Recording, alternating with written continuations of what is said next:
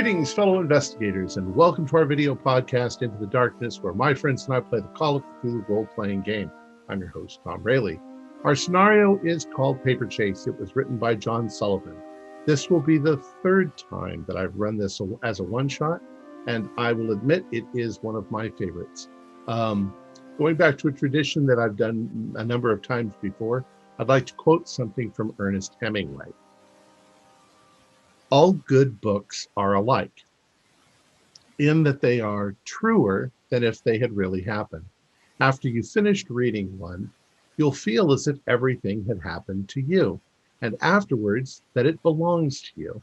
The good and the bad, the ecstasy and the remorse and the sorrow, the people and the places, and even how the weather was. That being said, let's begin our journey into the darkness. It was a cold, gray, wet time in Arkham, Massachusetts. That period at the end of winter when everything was being reborn from the gloom.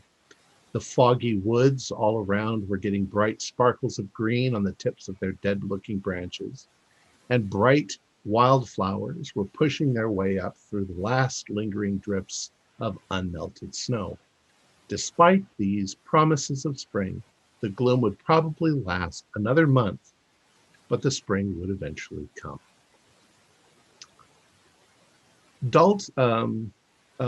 Maria Bishop and Professor Bruno Fleming and William Sterling were all sitting in Miss Bishop's investigation office, where they were going over some old files. Nothing had come up for the past couple of weeks for them to do. And as they're sitting there, there's a knock on the door. I will go and answer it. A letter for you, sir. There's a message for you. And he hands you a letter. Thank you. The letter is in a fancy envelope. And as you open it, this is what you see. To whom it may concern, my name is Thomas Kimball. I am not really sure how one goes about hiring an investigator, but it was suggested to me by my sister. Apparently you solve mysteries. Well, I have a real puzzle for you. I would like to invite you and your associates to tea this afternoon, where we can discuss this strange and perplexing mystery, the details of which I rather discuss in person. No need to alert the police. I doubt they could find the shoes on their own feet. Sincerely, Thomas Kimball, 202 East Derby Street, Arkham, Mass, between Peabody and Dyer.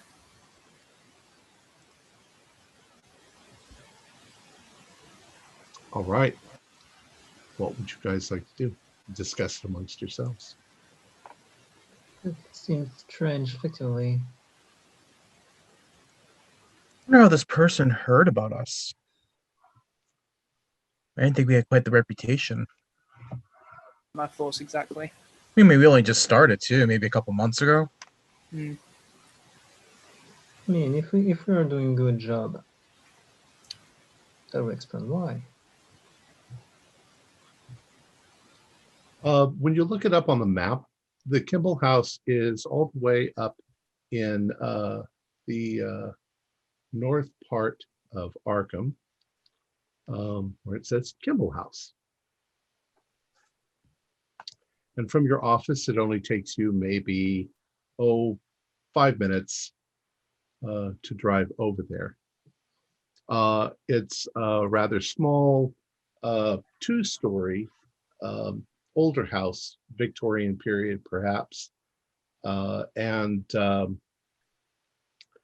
it seems on the outside to be mildly neglected. There are obviously bushes and things like that they're not completely well trimmed, and that there are places to plant flowers, but there's no flowers growing there. And there is a large car parked next to the house. Looks like a an old Rolls. So you park in front of the house, and what would you like to do? Close to the cemetery. Lovely. There are a lot of cemeteries in New England. Yeah, they're all over the place.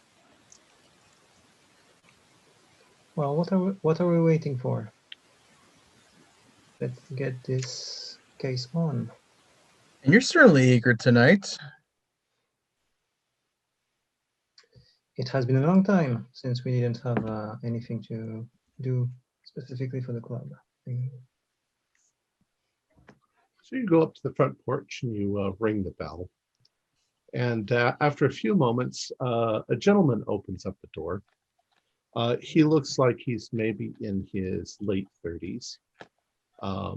And he answers and he says, yes, are you the investigation people? Yes. I'm Thomas Kimball. Please come inside. The man is very well dressed. He looks, your first impression of him is that he seems rather no nonsense about things. He invites you in. Please sit down. I hope that I haven't overstepped by inviting you here. Where is the tea that you promised us, though? Just a moment, sir. Let me get the tea for you. He lays out the tea, and he sits down with you, tea cup in hand. So, gentlemen, the reason I suppose I should give you a little bit of background before I get to it. My brother has been Douglas, by the way, Douglas Kimball. This is his house. And he hasn't been here for about a year. We don't really know where he is. He tends to, we're not a close family, and he tends to go off places. He doesn't inform any of us. It's my sister, you see. My sister shows up once every 6 months or so, and she visits him for a weekend, and she cleans up the place. Well, she was here almost 3 months ago, had cleaned up the place, and thought that it was rather dusty. So she asked me just to come and check on it every once in a while. So this is my weekend. I came. But something rather unusual, and I'm not exactly sure what has happened. Let me show you. It's easier to show you, please. Come with me. And he gets up and he walks you into what would be a study, a library inside the house. And he shows it to you and he says, well, it should be obvious what the problem is. And he sort of goes like that.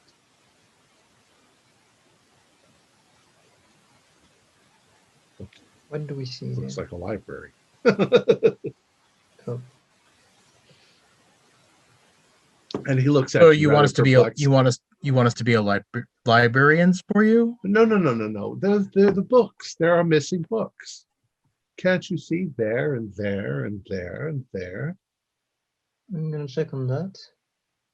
Well, I mean, when you look, there are places where there are, holes for books. Are you saying that someone came into this house and stole all these books? Well, I'm not saying that at all. I have no idea. You're the detectives. But there were I'm definitely books there telling to you begin that with. when I arrived, I spent a small amount of time in this room, but there were no missing books. My brother was rather meticulous in the way that he kept things. And obviously there are, I don't know, 7 or 8 missing books here. All at the same time, correct? Well, yes, I've only been here a few days. I'm just making sure.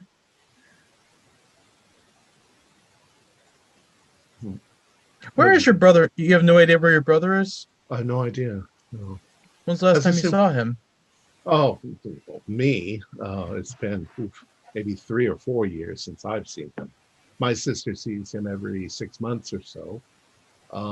But she said he hasn't been here the last 2 times, and that the dust had sort of collected. So we have no idea where he is. Now we think that it's very likely he took a trip somewhere, maybe to Europe.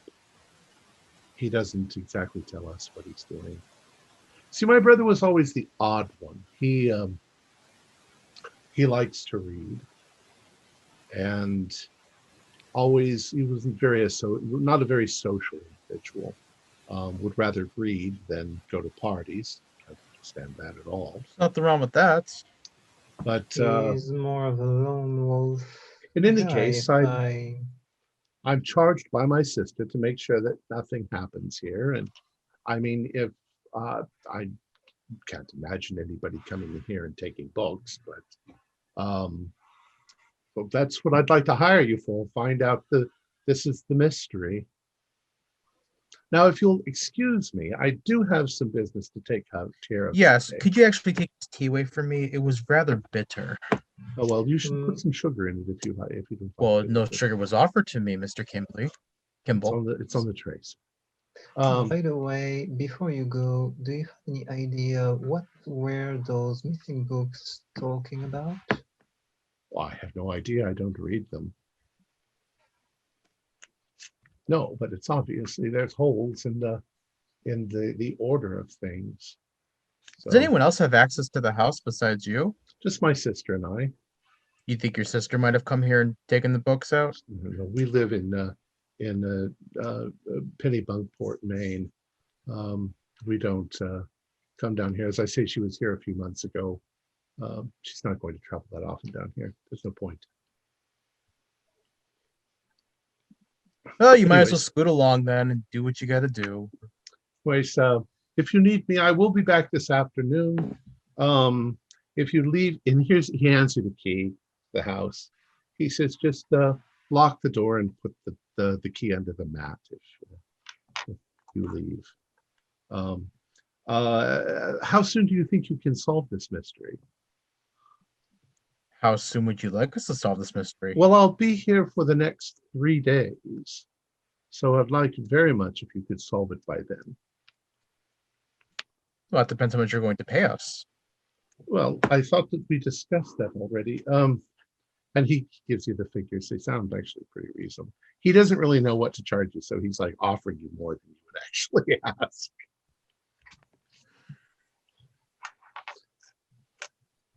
Okay, go run along, do what you have to do. All right, thank you. And he turns around and walks out.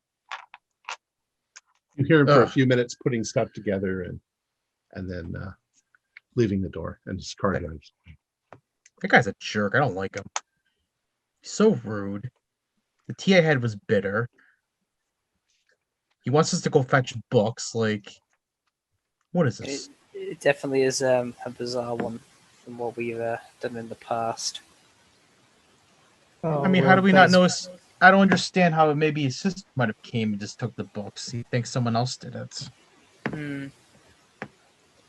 So there's Either it's a joke or no matter what, but at any rate, we are paid for that. So I'm gonna get into the work right now and potentially try by looking at the books that are left to see if I can find potentially the subject of those books, if there is an order or a logical placement of the books. all right. Do you have a I guess it's not a spot hidden because you can see there are missing books. Library use? Yeah, library use. Okay, I have that. 20, I think it's a hard. Okay. Yes. So as you start to look through it, you realize that they are all grouped together by author. Okay. So there, if he apparently if he could get a collection of the same author, they all have the same covers, so Okay. you can in fact guess which books might be missing. So you start to look into the subject matter of the books, and at first you're amused, and then you're kind of what you realize is that he likes fiction a great deal. The first two books that you're sure are missing are Jules Verne, and the two books are Master of the World and Mysterious Island. Sirs, I think that our missing, or the person that took the books likes fiction.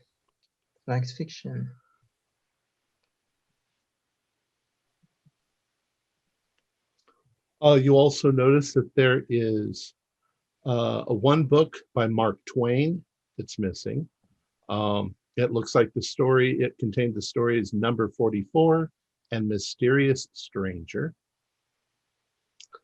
You find a book by Oscar Wilde that is missing, The Picture of Dorian Gray. You find a book missing by Leo Tolstoy, Anna Karenina is missing. There are two Charles Dickens books missing, Great Expectation and Tale of Two Cities. And there's one by H.G. Wells, The Time Machine. Well, the man has quite exquisite taste. I admire him.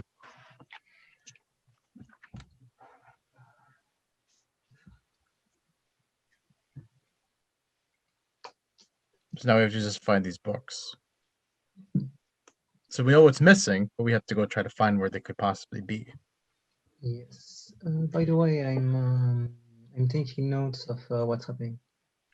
So while William's taking notes, can I go see, is there any windows or any other points of entry into this room? Yes, there is a window with the bookcases sort of on either side of the window. It looks out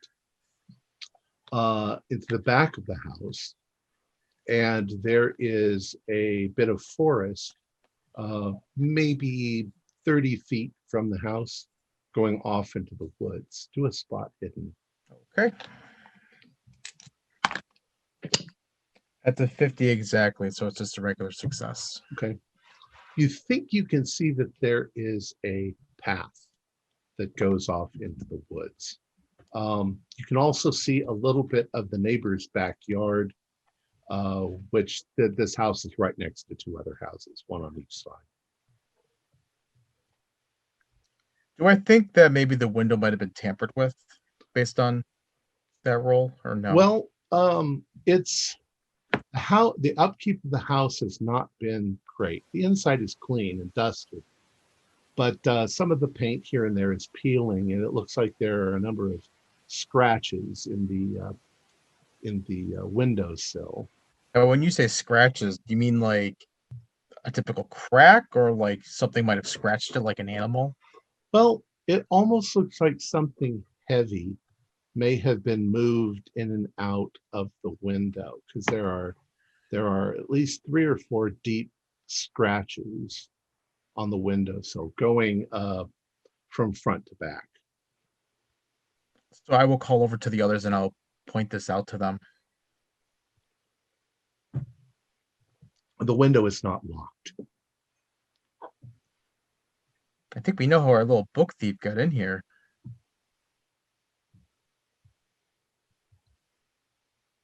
Judging by what I see by the window?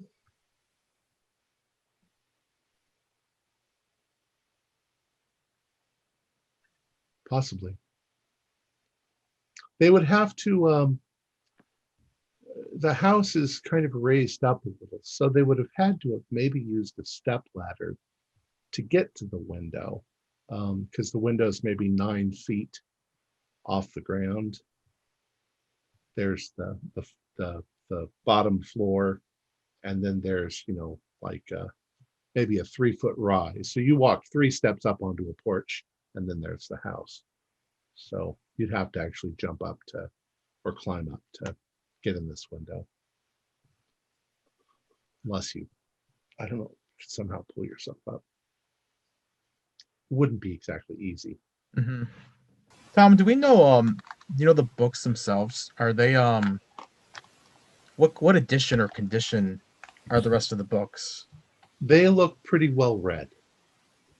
So they're not like first edition or like never been touched. No, they don't look like they may not have. You can't really tell if they were bought new or bought used. Okay. But they've been used.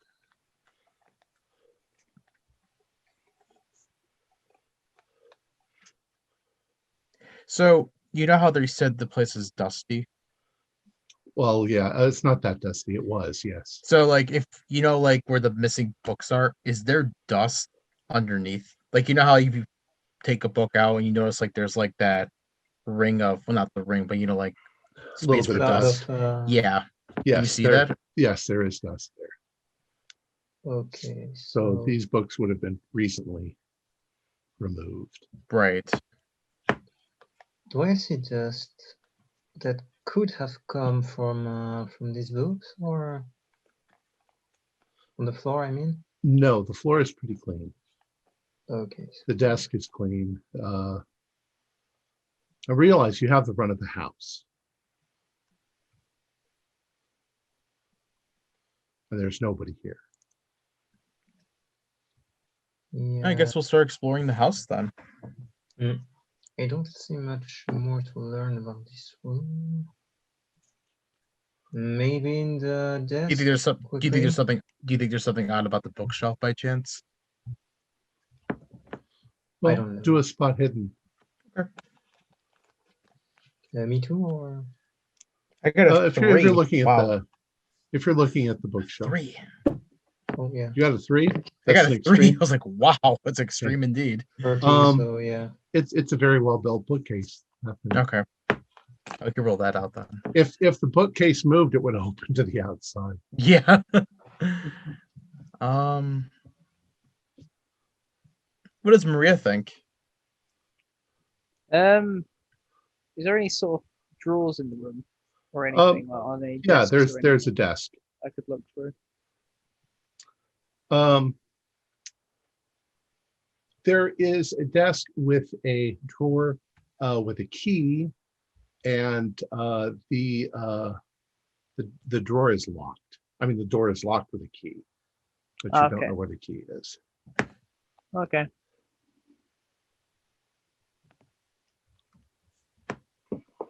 But guys, keep an eye out for a key. Might be helpful for getting in wherever this is, unless any of you have a means of bypassing the lock. Well, we would think William could, right? Being a detective and all, or private investigator. You just pop that open for us. Maria's a private investigator. William, Maria, we're all investigators.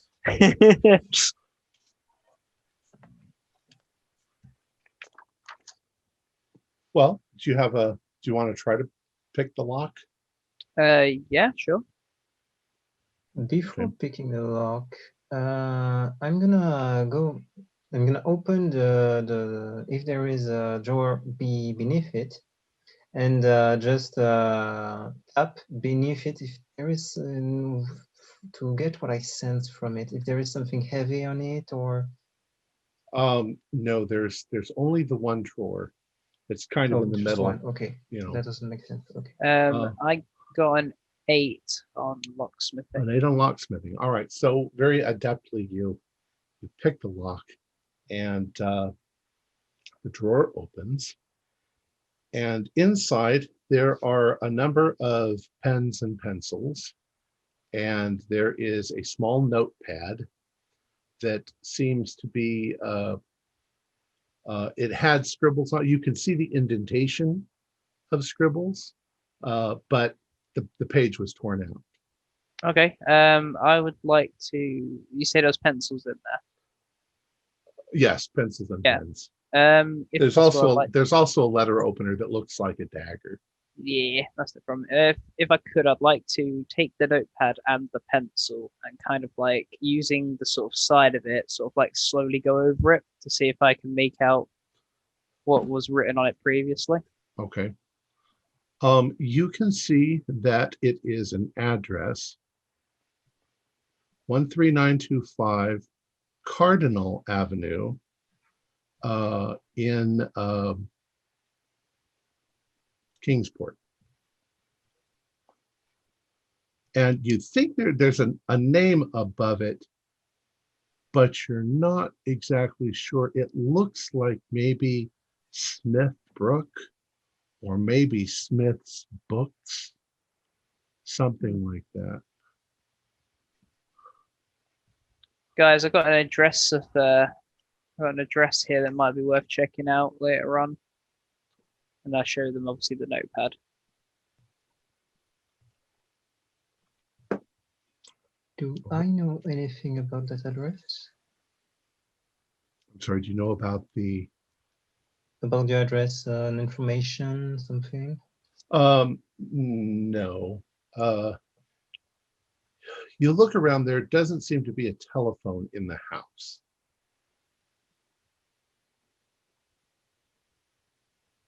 But you could probably find out, you know.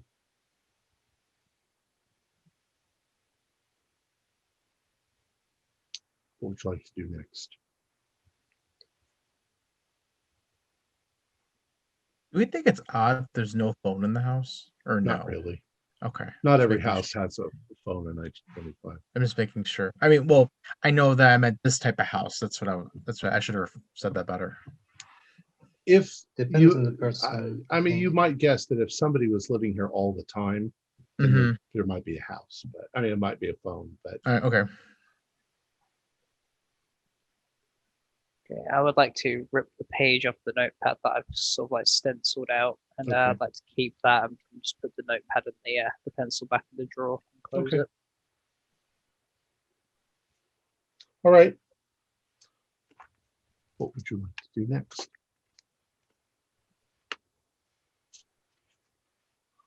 So should we get to exploring the house like we were originally going to do? What time of day is the keeper? It's just a little afternoon, Okay. so 1 o'clock.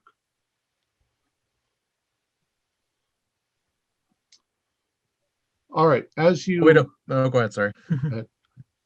well, I was if gonna you- say, well, if we're gonna go investigate that book place, we probably should do it sooner rather than later, before it closes. it would take you 2 hours to drive to Kingsport. Of course, we could always split up. Some of us can stay here and investigate the house, while the others go to the bookstore. I don't mind either way. I can go one of you, or I can remain here and you can both go. Same here. And I want to make sure if there is not. I think I'd be better at the bookstore personally, so I don't mind going to the bookstore by myself if I have to. Before you make that kind of a decision, what would you be going to the bookstore for? To follow up with I would assume it was a receipt, right? Well, it was written on regular paper, so Oh, I'm sorry. I must have misheard that then.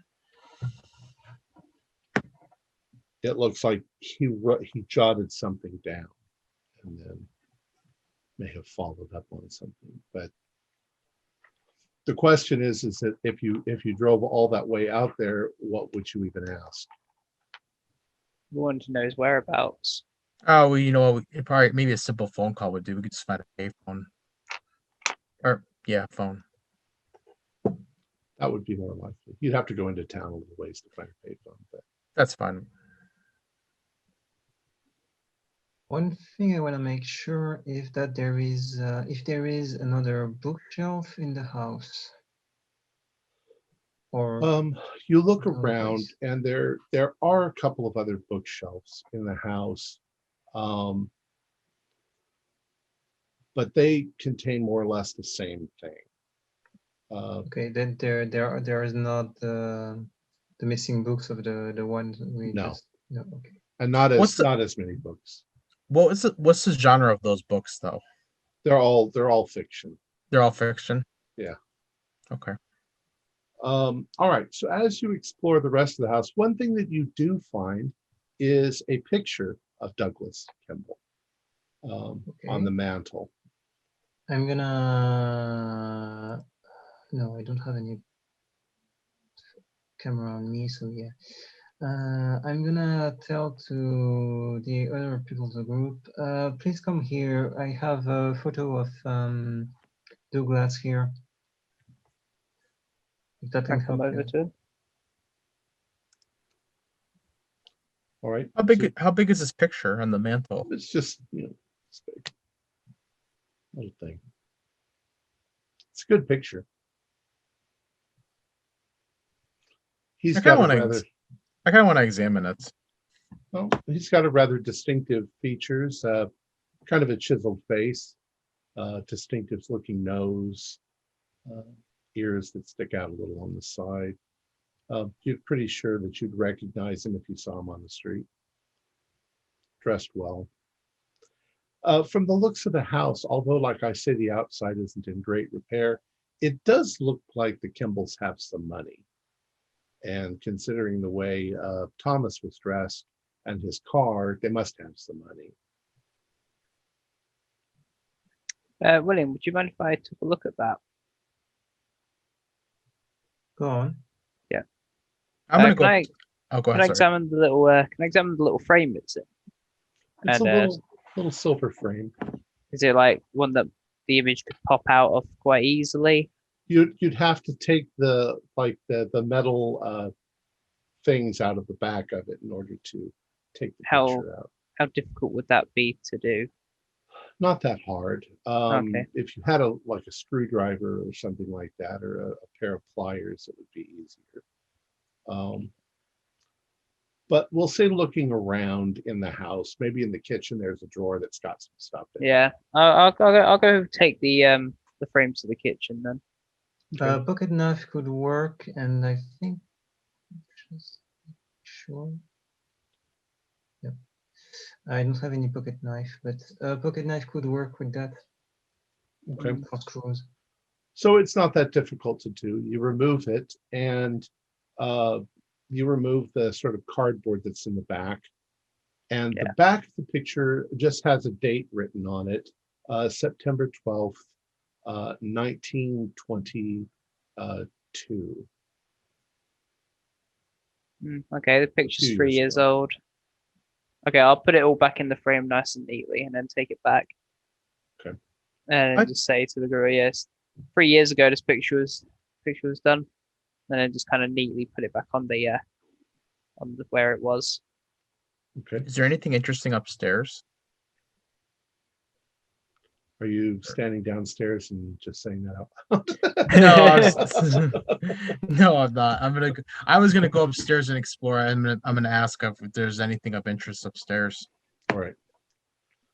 While So you have- sorry, go on.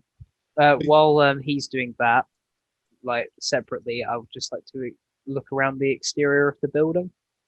Okay. So Dalton, you go outside, or Maria, you go outside.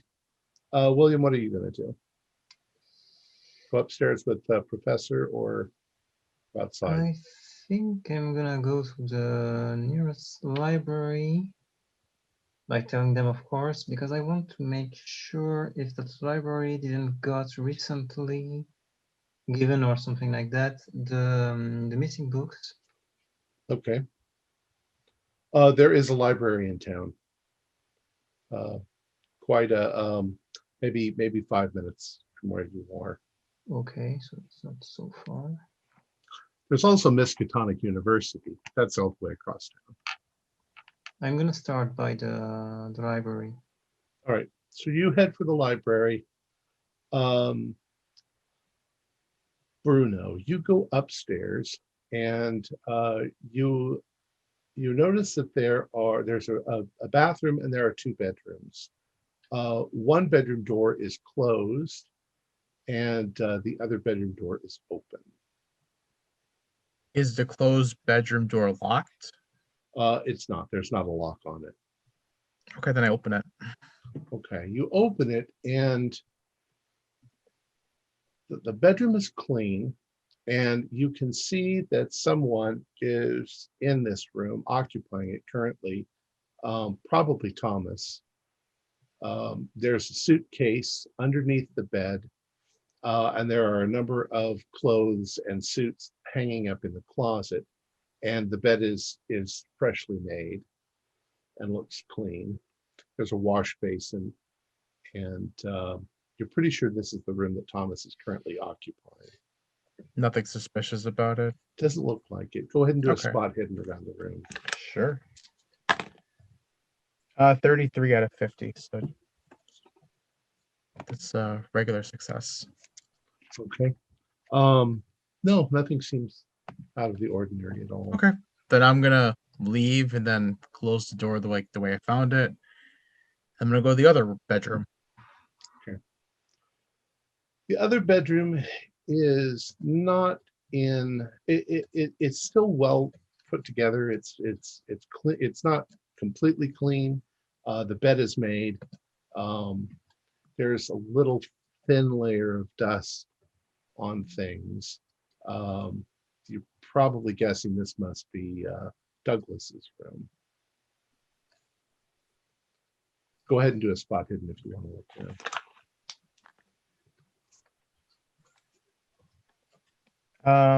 Regular success. Okay.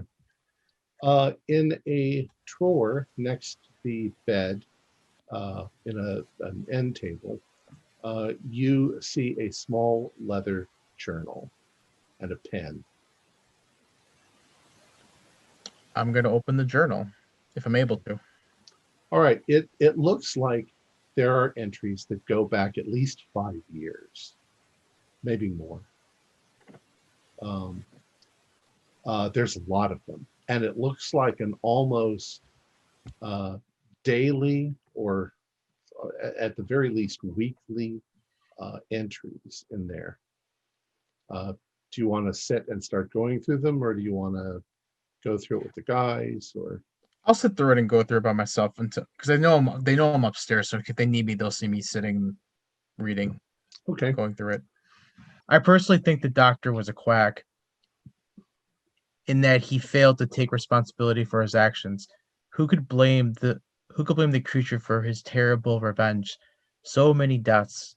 I think the doctor should be ashamed of his irresponsibility. I don't think I will visit him again. Then the bottom or the one whatever next one to you it? want. These are all. I'm sorry. Baroness Karen Blixen? I'm not good at is so stalwart. Her descriptions are so vivid. I am sure I know exactly what it would be like to have living in Africa. We would go on a safari together. I wonder what is involved in coffee production. The third one is, it's funny how the priest Adolf is possessed by evil thoughts and actions while the young Starkey? Satan. Oh, Satan. You know what? My professor needs his glasses, so hold on. So I actually gonna go pull up my little glasses. I'm getting old.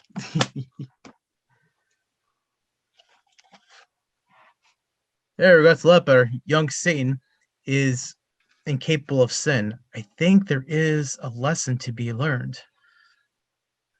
The captain invited me to dinner aboard the Nautilus. I couldn't pronounce that. My life depended on it. He told me on the many splendorness to found under the sea. The food was amazing and plentiful. I look forward to spending a great deal of time here beneath the sea. Thanks to you, Mr. Verne. So you begin to develop the impression that Douglas may have not exactly been in touch with reality. He writes as if the characters in some of these stories that he's read are real people, and that he visits them and he continues the stories in his head, visiting Captain Nemo under the sea and all these things. So he's really quite fanciful in his imagination. And that's when you run across these. Perfect So way it of thinking starts of 5 this. years ago. I made a new friend this evening. His name is Edward Calpin. Apparently, he had been listening to me read out loud, as sometimes I do. He told me how much he enjoyed my narrations. Those who know me often express how antisocial I am, and yet despite my nature, I like this guy and want to get to know him better. Who cares what he looks like? Then 3 years ago, Eddie is back, and I am surprised how much I missed him. The topic of marriage and relationships came up, and I asked him if he ever been hitched. He laughed and gave me a big smile and said, I guess I just ain't the marrying kind. And then 2 years ago, modern convention is the problem. No one will ever accept our friendship as something normal. Sometimes I want to run away and not deal with these conflicts. And sometimes all I can think of is the smell of him. And the last entry was 1 day ago. One day before he vanished. I'm sorry, 1 day before he vanished. Sorry. Eddie, he asked me on numerous occasions if I would like to be with him forever. There are things I would have to leave behind, but these are only material things. He promises me a world of amazing adventures. As my final entry, I would like to be brave and express my true and genuine love for Eddie. I think it's time we were together in his world. So that's what you read in the journal upstairs. Wow, I'm so taken back by that. So I'm going to close the journal, and then I'm going to try to find the others to let them know what I found. All right. Well, William has left, and Maria has gone outside. Maria, you walk around the outside. You can see, we'll say that as you step out of the front door, you turn to the left and you start walking.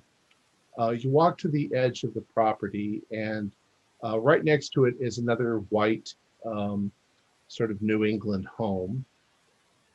You can hear noises coming from inside the house, like maybe somebody doing dishes or something like that. So there's definitely neighbors. You can see in the backyard there's some laundry hung up on the line.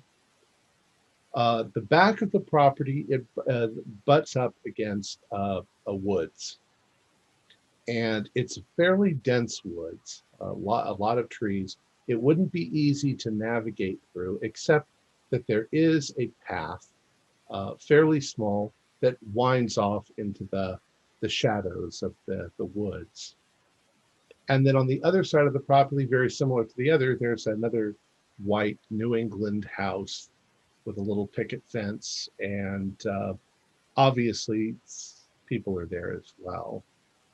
The perimeter of the house itself, you don't really see much. This is still early spring, so the ground is hard. Wherever there are deep shadows, there are still little piles of snow that have, turned to ice, and they're just clumps of dirty white. Is there anything in particular outside that you want to look for?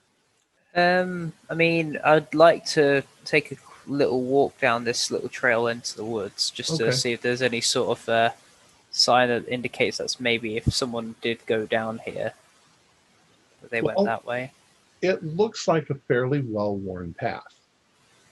You walk on the trail for maybe 5 minutes through the rather thick woods. Some of the little woods right here are so thick that very little light even comes from above, except, well, it would be that way in the normal time of the year, but there's right now there's still very few leaves on the trees, so it's fairly bleak looking. But it eventually comes out on a path in the back end of St. Clair's Cemetery. There are a lot of large tombs, and this particular part of the cemetery must be maybe in a back corner of the cemetery that's somewhat neglected. There's lots of weeds. There's a couple of overgrown rose bushes that haven't been, cleaned. You've got moles and stuff growing on them. Though you can see ahead of you the cemetery proper next to the church, next to St. Clair's, is better kept. But those are the newer graves. And that's it. Okay. I'd probably just do a quick walk around the place, and then head back Okay. if there was nothing of note. Well, unless you have a fear of cemeteries, seems kind of peaceful. Typical New England cemetery. Okay. Yeah. So yeah, there's nothing really of note. When I've done my walk around, I'll head back to the house. All right.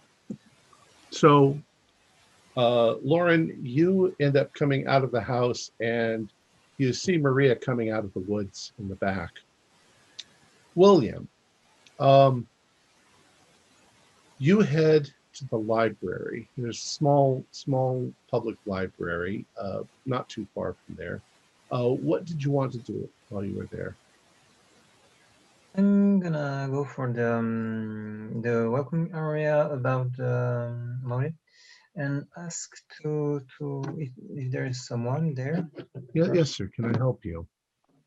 Hello, sir. I'm in search of these books. Oh, you're looking for a number of books?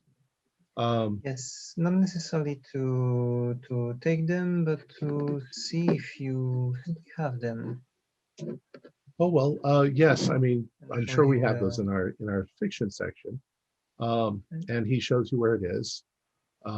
It's alphabetical.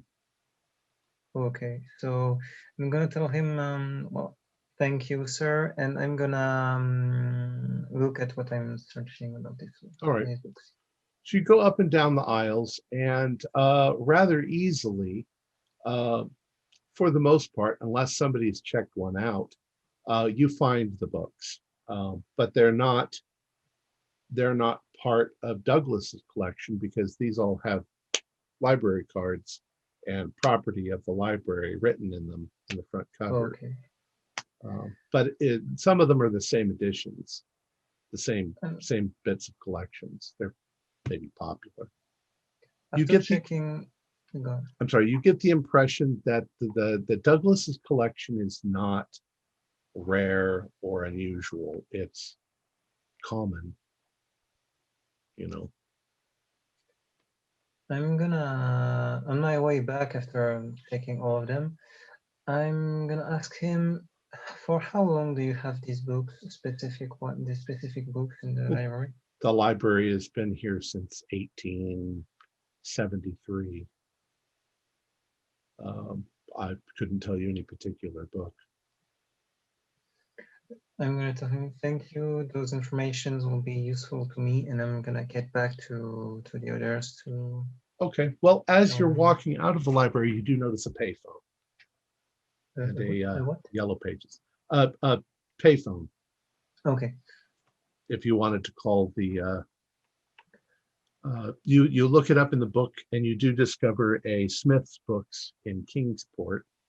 If you wanted to talk to them, you find a phone I'm number. gonna make sure to get back to the others to tell them what I know first, because they might have a use for it too.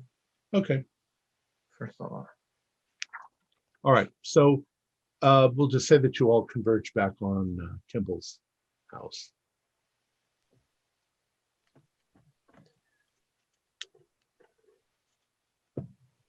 As I kind of meet up with the both of them, I'm like, "Whew, you're not gonna believe what I just read." And I'll hand one of them the journal. Hey, our friend Douglas here is kind of a little cuckoo, you know, a little. He has some friend named Eddie. He wants to hang out with him. He apparently doesn't smell good. Like maybe some sort of romantic relationship. I don't know. I feel like I was reading a story. I don't know. Maybe he's just writing it on the fly to make it his own. Do an idea roll, William and Bruno. She said that.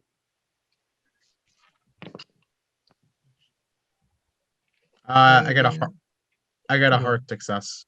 Okay. I have to check if It seems to you that it's a Yeah, fairly hard. good guess because everything Douglas writes in there is kind of fantasy. He goes on trips with Baroness von Blixen in Africa, and he goes to the bottom of the sea with Captain Nemo. And if you guessed some of the other references, the Fantastic Stranger and Dr. Frankenstein, the irresponsible doctor who created a creature, and he says, I'm not going to visit him again. So the stuff about Eddie Kaplan, it sounds like he's writing some bit of fiction, except for the fact that it's disjointed. It's happening in spots through the thing. It's not like a long narrative. It's a couple of years pass between the first entry and the second entry. Try to find out who this Eddie guy is.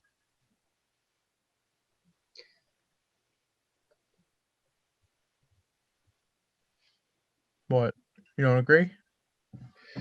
I'm just thinking, is there an Eddie character in one of the books I just listed? An Eddie Kaplan written in one of the books. Is that what you're asking? Yes. Not any of the library books, no. And if you do an idea roll for, or do a literature roll or a history roll or something like that. I think I'm gonna go for history. Can I do one as well, Tom? Sure, you can all do Okay. them. History. You're trying to figure it out, solve the mystery. History. Okay.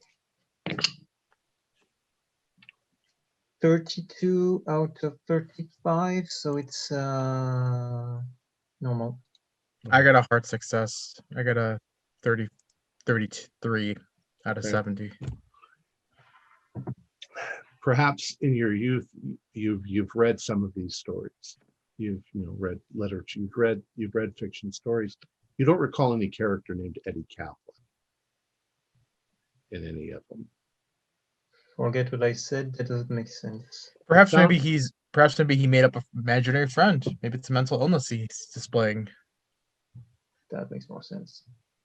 You mean he is a social outcast? He has written, and I show you the journal. How he says he's a bit of a loner.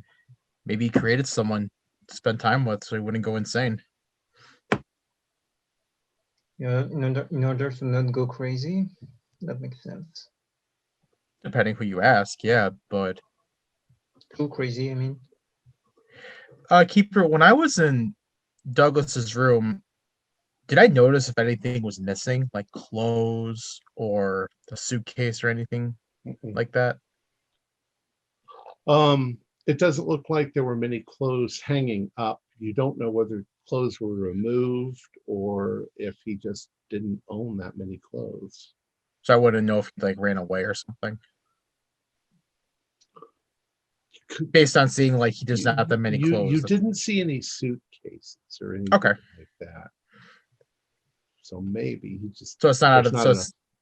Yeah, so it is possible he could have ran away. Right. Okay. Although, why run away? Right. Exactly. That's the mystery.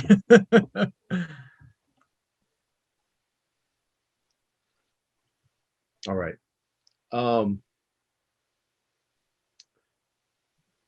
Do an idea roll. Okay. 26 out of Wait, I think that's an extreme. Let me double check. Nope, that's a hard success. I'm thinking about something. His last note was talking about getting to someone. I mean, maybe he meant to go meet someone, but we don't know who that person is. We know who this person is, but we don't know who they actually are.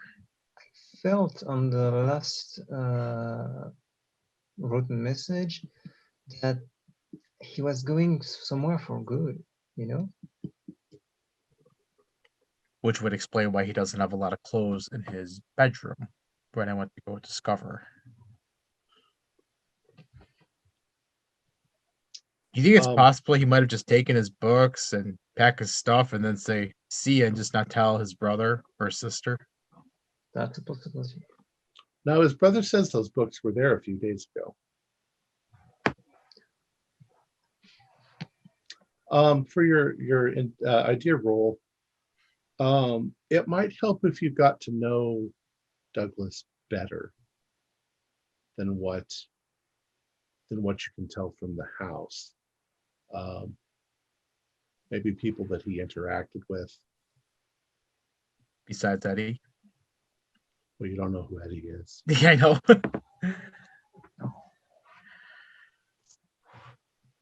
Oh, let's see. Well, his brother's not there. We don't know where he went. And there's a sister. If that can help you out, there is a phone next to the closest library.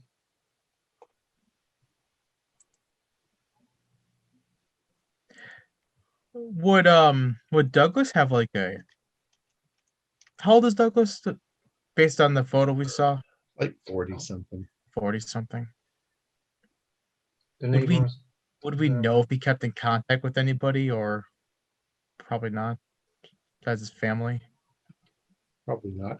He didn't seem to care much even to keep in touch with his family that much. So.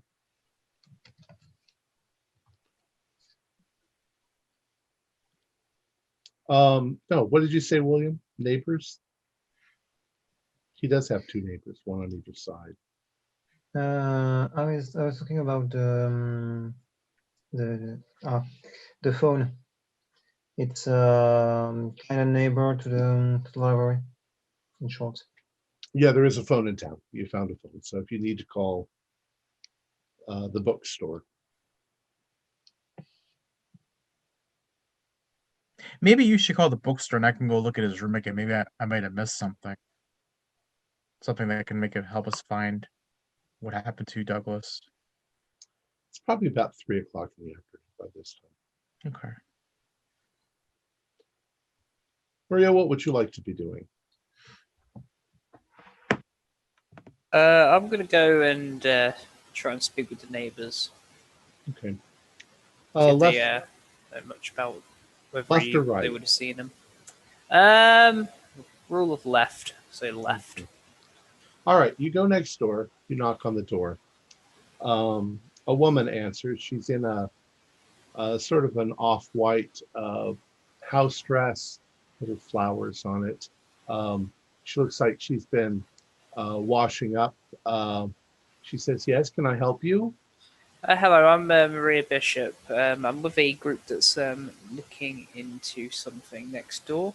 By any chance, would you happen to know Douglas personally, or if you've spoken to him recently? Well, I mean, I've seen Mr. Kimball. I think his brother is there now. Yes, I haven't seen Douglas for a while. No. And even when I did, he wasn't much of a talker. You know, if I saw him coming or going, he'd give me a nod or a wave. Oh, okay. So you've never really had in-depth conversations with him? You know, I think there was once a few years ago we talked about some book that he'd read. I don't even recall which book it was, but he was always reading books, always had books with him. I think, you know, occasionally I'd see him go, I assumed the library maybe, not much. Sometimes I'd see him walk off into the woods in the afternoons. Yeah. Always with a book. Always with a book. A very strange boy, that one. Yeah. Do you happen to know any of the people that may have been close to him outside of his own family? Well, his sister used to visit. I spoke to her the last time she came. She kind of asked me more or less what you're asking me, if I'd Yeah. seen Douglas, and I told him that I hadn't. Not for quite a while. Oh, maybe a year since I've seen him. Okay. What was the sister's name? Margaret. Margaret. Okay. Okay. Well, thank you for your time. Of And course. if I do need to I ask hope any further everything's questions, okay. Is he missing? we believe things are fine. We've been called in to look into some missing books. We haven't actually seen Douglas yet, so we were just curious as to his whereabouts, so we could ask him personally about the issue. Because Oh. his brother called us in. I But see. if there are any other questions I have, am I okay to come back and ask them? Well, of course. Yep. Okay. Thank you very much for your I time. hope And everything's okay. it should be, like I said, there's nothing to worry about currently. It's probably just the case of he's out of town and he hasn't told anyone. Apparently, he's got a history of doing so. But yes, if I'll be sure to let you know if we do find him. Just so yeah, so you're not Excellent. worrying. Thank you. Thank you Okay, so no problem. much. Okay, enjoy the rest of your evening or afternoon even, All right. and then I'll go to the next house On the other or side. on the right. House on the other side is a gentleman, Mark Peterson. And he tells you more or less the same sort of a story.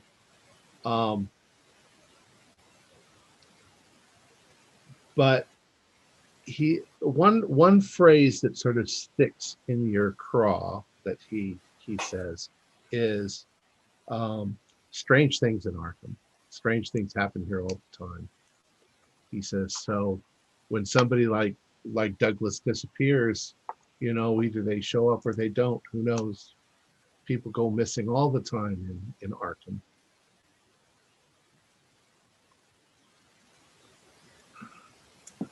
Right. Okay. Well, thank you for your time anyway. And I'll be sure to pop back if I need to ask any more questions. If that's okay with you. Of course. Okay. Perfect. And then I'll head back to the main building. So by this time, William, you head off to the library. You call the bookstore. It's a bookstore. What do you want to ask them? I'm gonna ask them if they had any movements about the list of books I've already shown to the library. They go through their list. They have some of those in stock. Some of them they don't. They have they have quite a few books, and if they don't have something that you want, you can order it from them, and they can ship it to you once they receive payment. I'm gonna ask them for those they have available, if they how to say, if they when did they get them? Well, they've been in business for 30 years or so. Um, uh, are you you're coming across to me as if you are working on some sort of an investigation. Are you with the police? I'm not necessarily with the police. It's more of a neighborhood kind of investigation, if you see what I mean. Well, just to make sure of something. It's nothing important, but just to make sure. I see. Well, our clientele, I can't exactly give you information on any of our clients. I'm not asking about the clients, just the dates at which you got the books. We get books all the time. So if you have any records or anything. No, nothing like that. We do, like I said, we do occasionally do, if somebody's looking for something specific, then we can Okay. get that for them. Is there anything else I can help you with? Not really. I'm thinking about ordering them, but we must, like I said to you, make sure of something first. Oh, okay. Well, we're always open, or we're always open when people are open. I'm telling them that I'm gonna call you back at some time, but right now it's not urgent. Okay. All right. So once again, you all converge back on the house.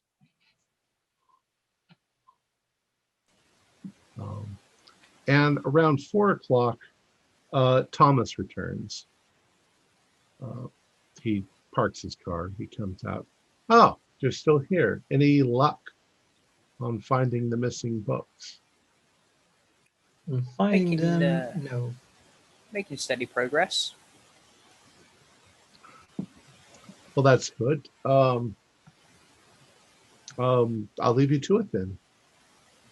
And he goes into the back into the house. He has a say a valaise. He goes into the kitchen table and sits down and starts going through paperwork. Is there anywhere in the house that we haven't currently looked yet? Like an attic or anything like that? There probably is an attic.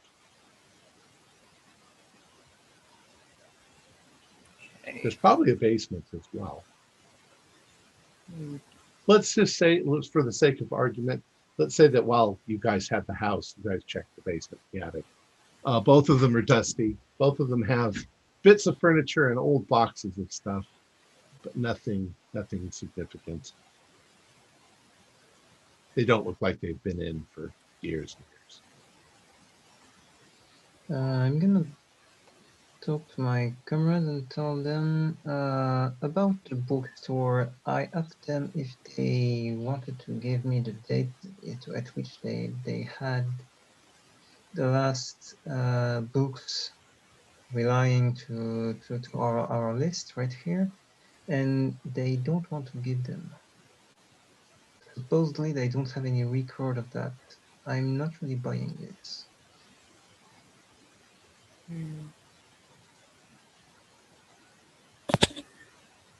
Well, I spoke to the neighbours.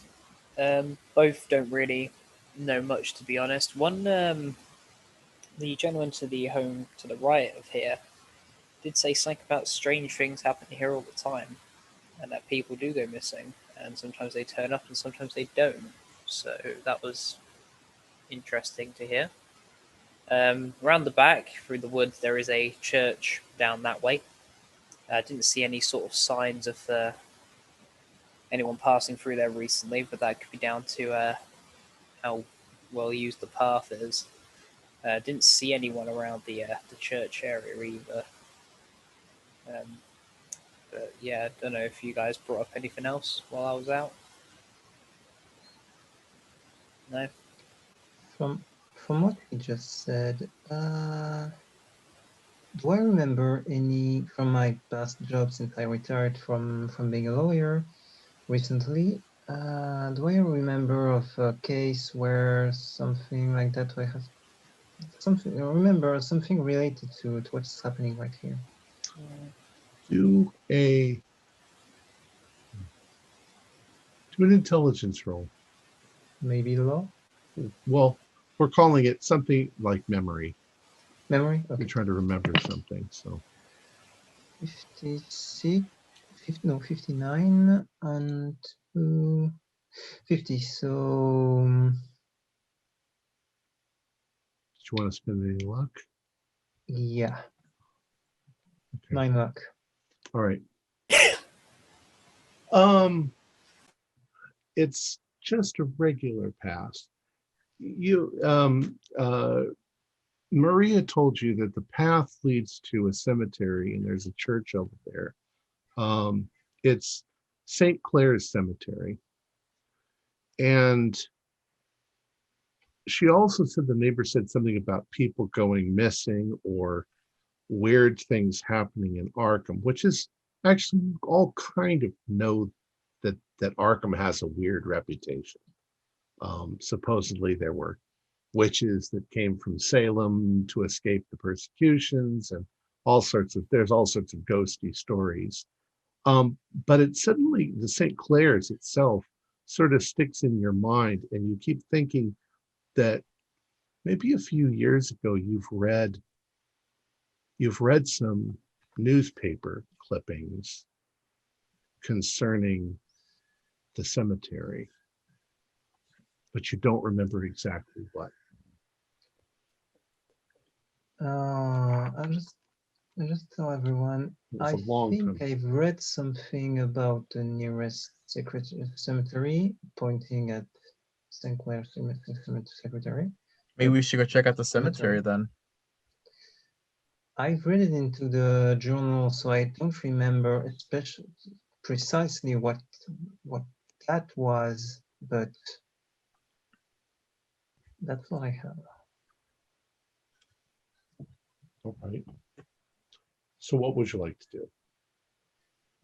I kind of want to go explore the cemetery because not broken window, the window that was scratched, there was a trail that would head into the woods, right? And the woods connect to, yeah. And there's a church. Maybe for all we know, he could be hiding in. He could be in the church, or there's something in the church. It's not that far. All right. By all means, we Judging- could head over there. That's not an issue at all. I don't mind us going over there. Like I said, I Judging didn't by- see anyone on my pass through, but I didn't exactly go up to the building. So Yeah, and judging by that map earlier, it's like 5 minutes at a walk kind of thing. Just a short walk. Okay. So yeah. all right, so you go outside. Now the sun is getting lower on the horizon. You can never really see the horizon because there's a lot of woods around Arkham. But you know that you've probably got an hour and a half or so left of light before it's dinner time and people are going to, you guys don't have to do everything all in one day. You've got 3 days, in fact.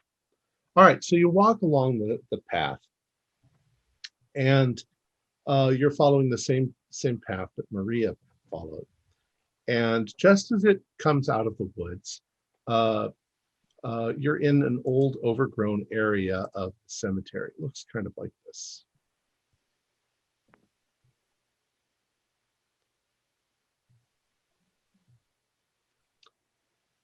You can see off in the distance, well, not that far in the distance, but you can see the church. You can see a little building attached to the church. That's probably where the priest lives. And you can also see a smaller sort of outbuilding, like a shack, where maybe the caretaker lives. It's just dusky enough outside that you can see that there are lights on all three. There are lights inside the shack, there's lights in the little house, and there's lights in the church. You can see them through the stained glass windows. Let's go speak with the caretaker. They probably would know more than anyone. Unless anyone objects, of course. that's a good idea. We should do that. All right, so you head on over, and you're leaving the older part of the cemetery. You're heading into the regular part. This is a little bit better maintained. It still has large tombstones. The grass is clipped. There are still weeds here and there. You would give the caretaker maybe a 6 on upkeep. And as you approach the shack, you can hear somebody inside sort of singing a man's voice. And he's like, bringing in the sheaves, bringing in the sheaves. Not singing really loudly, but just sort of to himself. You hear him moving around inside there. What do you do? More of the drink singing kind of thing, or the Yeah, a little bit like you'd say there's a little bit of a drunkenness sound to his voice. I just knock on the door. All right. By the way, we are in prohibition. So alcohol is forbidden currently. All right, you knock on the door and the singing immediately stops. Who's there? You hear. Is anybody Hello? there? Who's there? Yeah. Don't worry. No need to panic. No need to panic. We're just hoping to speak to someone. That's all. We're kind of looking into something that's happened at a nearby house. We're inquiring if you might know anything about it. That sounds like a woman's voice. Yep. That sounds about right. Why are you tempting me? I'm not trying to tempt you. I'm trying to ask you a question. All of a sudden, in the window next to the door, this sort of wizened older face, like mine, sort of looks out of the window at you wide-eyed. It's like, oh, you're real. Like this. And a couple seconds later, the door opens. And this gentleman, he looks like he's maybe in his 60s. I'm not in my 60s. He looks like he's in his 60s, but he's got a scruffy beard and not exactly perfectly hygienically clean. Dressed in some clothes. Obviously, he works in them. There's maybe a little bit of a alcohol smell coming off. And he's like, well, now, I got visitors. What can I do for you? What do y'all want? We're looking into something that's happened at a nearby house where some books have gone missing. I don't know nothing about that, he says. Okay. You can watch your mouth there. Don't gotta talk mean to us like that. Well, I don't have to talk to you at all. Oh, then I don't have to go call the police and tell them that I smell alcohol on your breath. And there's no need for that. We can be civil. He looks absolutely fucking terrified. Relax. Okay, we're not going to do that. We're not going to do that. I think we've kind of just got off on the wrong foot here. I think we need to just relax. Do you happen to know who Douglas is? The gentleman who lives in the house that this trail leads to. That trail over there? Mm-hmm. And he says, you talking about that young guy who comes and used to sit on the graves? That would likely be him. Yeah. Well, I don't know nothing. What do you want to know? We're just looking into where he may have gone. We haven't, even though we're looking for some books for him. I haven't seen him for a long time. What's a long time, though? I don't know, a year maybe. He used to sit on those graves over there, and he had books, and he'd sit there and read his books. Was he always alone, by chance? Of course, he was always alone. Who's going to be sitting there in the cemetery? Would you be able to quickly show me which ones, or is it just random ones? Or did he go to specific ones? Do you remember? Well, are you going to promise not to call the police on me or tell Father Kirkpatrick? 100%, I promise you. What you do in your own time is your business. I'm not going to report you for drinking. Right. Well, come on then. He closes up his door, and oddly, he doesn't really have a lock on it, but he has a piece of wire that he can, like this, to keep it closed. Oh, the old locks. Oh, I see. Kind of looks at you and winds that around like, you better not break in and steal my stuff. And he obviously has been maybe injured in the past because he doesn't walk exactly with a straight gait, but he doesn't have a cane either. So maybe that's why the whole place is like in a little bit of disrepair. He's not really into doing heavy work, labor all day long. So he takes you over kind of back along the path a little bit to that area that's somewhat overgrown. And he points to one of the graves. It's a flat grave that sticks up maybe 18 or 19 inches above the ground. There's a big heavy slab on the top of it, and there's like an angel spread out above on the tombstone. It's the tomb of Jordan Clark. Died 1829. What there is? What Used to sit right there. What's that, young man? What is? I'm just asking to the keeper. What is written on top of that? If there is a special thing marked on it? Just beloved father. The same sort of thing you'd see on tombs. Classic stuff. What's the date on the tomb? 1829. Okay. Sold.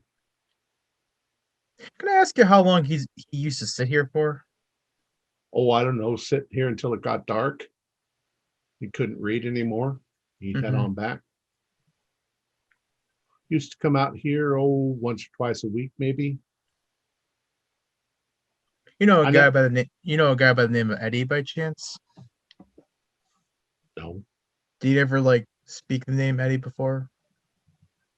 As in Douglas? Never. I have no association with any Eddie. Okay.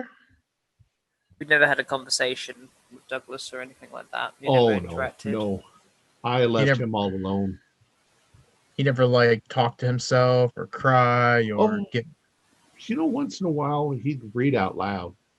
What would he read exactly? Do you recall? Well, I don't know. Whatever he had in his hand, I don't recall any of it. I wasn't really listening. I don't even come into this part of the cemetery much. Just too much work. About fiction? Wait a second. If you don't come into the cemetery much, then how do you know he was always sitting here? Oh, I can see him. You can see him from over there. I could hear him. What was the subject generally? Fiction? I don't know. He'd ramble on about, some fella doing something somewhere. And I don't recall any of it. Just sounded like stories. Like children's stories and things like that.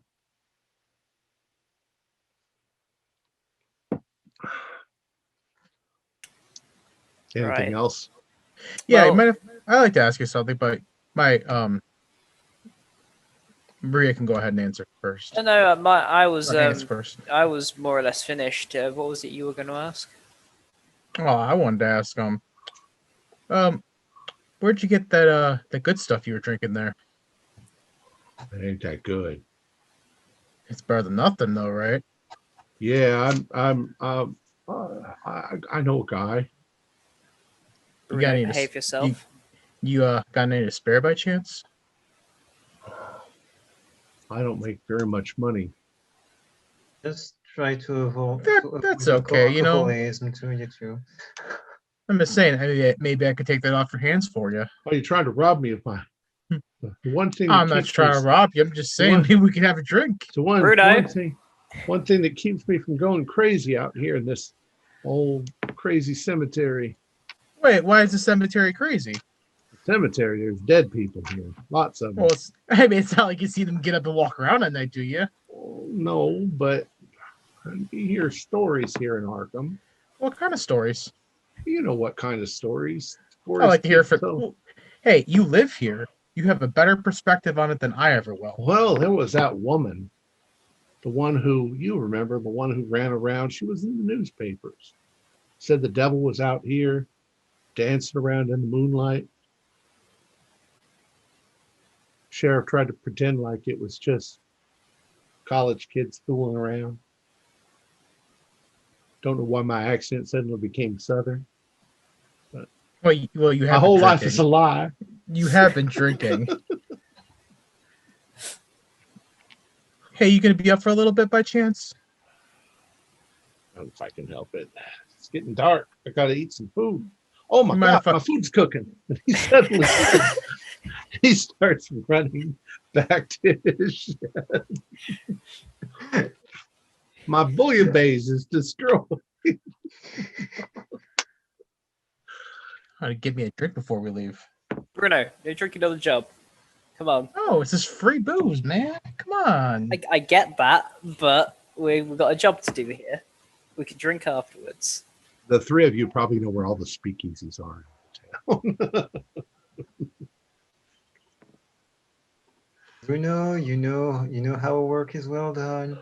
You drink after it. We're finding books. It's not like we're like solving some sort of murder or something. We're finding books, Bruno, but it's also appearing to slowly becoming a missing person investigation as well. So, Hey, for all we know, this person could just take a vacation for themselves. yeah, he's been known to go A vacation from their mind, Well, hey, look, from the kook I was reading in that journal. This guy needs to be, having this little vacation over at Arkham Asylum. Yeah, well, that's the issue. So he's known to go missing, but the neighbors don't know where he is. The neighbors also had his sister ask where he was. And now we're looking at he could potentially be missing. So he used to come here. We need to find out if there's any importance in the name Jordan Clark, if it's some relative of the family, or if it's just a complete stranger. I think we need to look into these things because I feel like this situation could become a lot more serious than, we need to find some books. Yeah, we gotta watch out for that crazy woman that the cemetery guy just talked to us about. Yes, that too. We need to see if if possible, if we can stay at the home. If not, obviously my office is available, but we just have to drive back here in the morning. Can I check around the grave? Sure, you all live in Arkham, so okay. You all live locally. I just want to check around the grave to see if there's anything like, I don't know, disturbing. Yeah. All right. Do a spot hidden roll. It's starting to get a little dark, so. I failed. Can I push it or no? I'm gonna go with him just. If you want to push it, I'm gonna push. If you fail your push, you might accidentally injure yourself. That's okay. I'm okay with that. And William, you wanted to try too? Yeah. I got a 28, so that is, I think that's a hard success. All right. That's a regular for me. No, it's just a regular success. It's not a hard. Okay, but it's all right. I think when you push it, you have to get a hard. Oh, I'll just spend the luck then. You can't spend luck on pushing. You can't? Oh, yeah, that's right. Okay. All right. So I thought you could. Oh, well. In the process of looking, Bruno, you put your hand on the edge of the tomb, and you bring your hand off of it, and you accidentally scrape your hand on the edge of the stone, and you cut your hand a little. You'll take one hit point. Oh man, that hurts. William, you succeeded. You notice that there are a number of prints around the tomb. They're old, but maybe the ground was muddy and left some impressions, but you don't see anything clear. It could have been a number of feet, maybe bare feet, but also shoes. It could just be that people occasionally use this path and they've left things, but you definitely can see the ball of a foot and maybe a toe. Kids, and it's still cold out, so it's not like summer. Okay. Why there would be somebody barefoot running around. As you find that, I'm like yelling and cussing. I'm like, oh, God damn it! I'm gonna go get this. And I kind of like suck my you said my hand, right, Tom? Mm-hmm. So I kind of like my mouth to try to suck. It's like that's Bruno, what have you done? Yeah, I better go see that guy. Maybe he can patch me up. I'll see you guys in a bit. You two got this. Right. By the way, Maria, while yes. he's doing this, I found that I'm pointing at the The traces of barefoot, not the other ones. I Oh. mean, Okay, that's interesting. Pretty sure that's what it is. It's like the ball of the foot, the front end of the foot. Hmm. I'll have to note that. Check it out again. Probably tomorrow, just in case someone comes here overnight. I don't know what you want to do, William, but I'm going to head back to the building. I'm gonna speak to his brother regarding staying the night. If you guys want to go to my office, you can, or if you want to go home, you can. I'm going to try and see if I can stay at the house overnight and make sure nothing happens, so nobody tries and comes back for more books. Right. But Bruno. yeah. As Bruno, as you approach the shack, you can hear him angrily, sort of, I burned the damn thing. Now I've got to eat fucking charcoal. You know, it's stupid people bothering me when there's. It sounds overly angry because maybe he's a little drunk too. I still knock on the door. I don't care at this point because I'm more worried about myself right now than him. Who is that now? Listen, I got hurt out there. Can you help me out here? I'm bleeding. Can you like patch me up?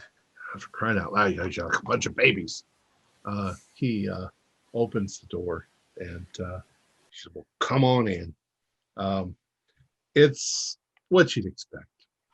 It's an old guy living all by himself in a shack, doing yard work for his living.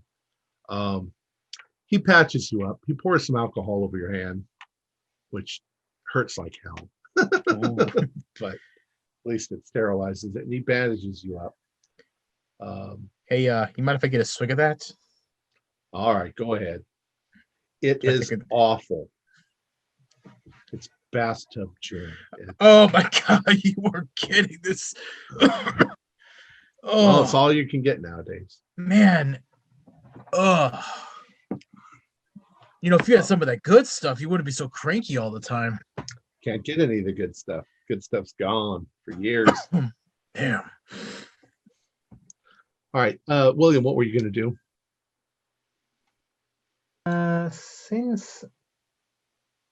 Since I'm on my 50s, I think I'm gonna get back to home in order to maybe find or try to find if I still have that journal.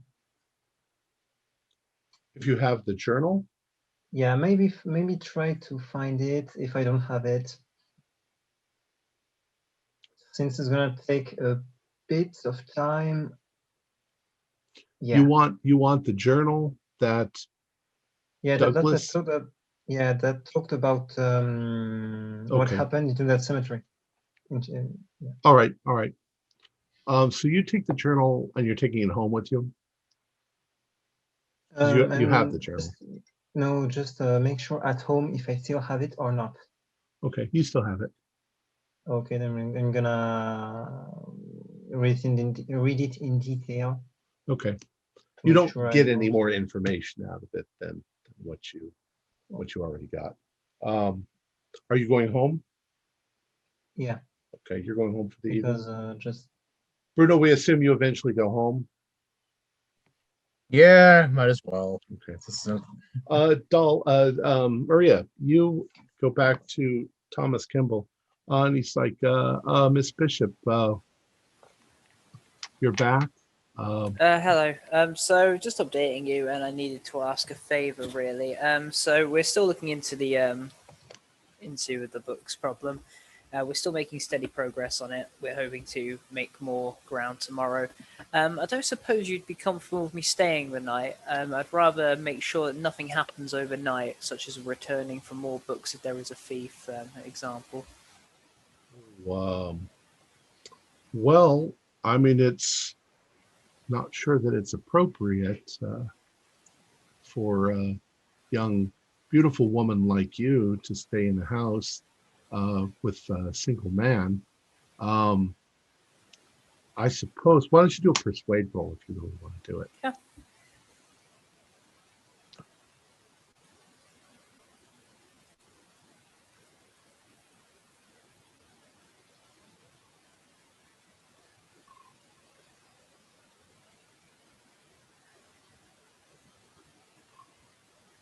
Okay, so my pass is 45. Can I use 2 luck to I Sure. got 47.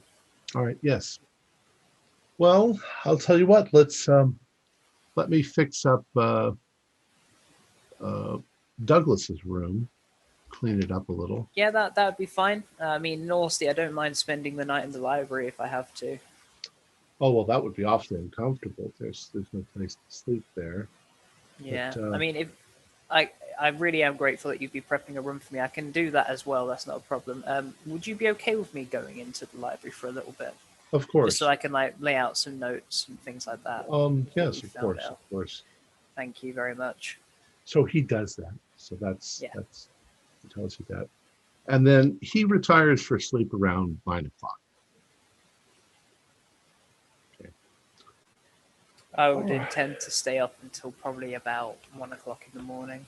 Okay. Just And like are you going to laying out stay in the notes. library, or are you going to go up to bed? While I'm doing my notes until 1 o'clock, I would be in the library.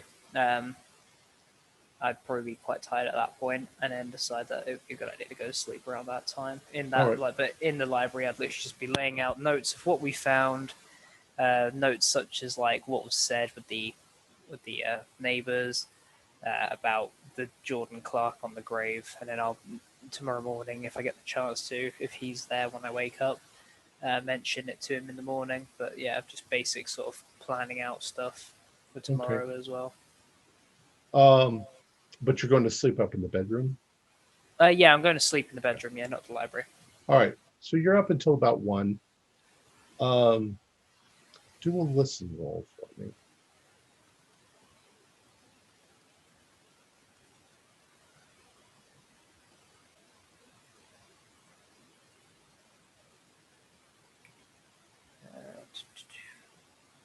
Yeah, I got 21, so that was a hard pass. Okay. Well, it's an old house. It's a creaky house. You're kind of used to it. By 1 o'clock in the morning, you're kind of used to the occasional creak and noise. Every time Thomas moves or rolls over in his bed upstairs, you can hear creaks, from the floorboards. It's a wooden floored house. You can hear him snoring up there. Somewhere around midnight, you think you hear a noise, maybe something outside, but when you look, there's nothing outside. It's of course almost pitch black outside, but if you dim the lights in the library and look out the window, you don't see anything. There is moonlight. It looks like a calm, quiet evening. Would I be able to take a quick look outside? Sure. If you want to go outside, it's Yeah. rather chilly. It's probably in the 40s, or I don't know what that would be in Insert Celsius. temperature here. It would be fairly cold. chilly. It's cold. early spring. Okay, so I'd grab my coat then and just quickly take a look outside. Just a quick walk around the outside perimeter and then back in if there's nothing. All right. You take a look outside and do a power roll. Power? Power, yeah. Which is willpower. Yep.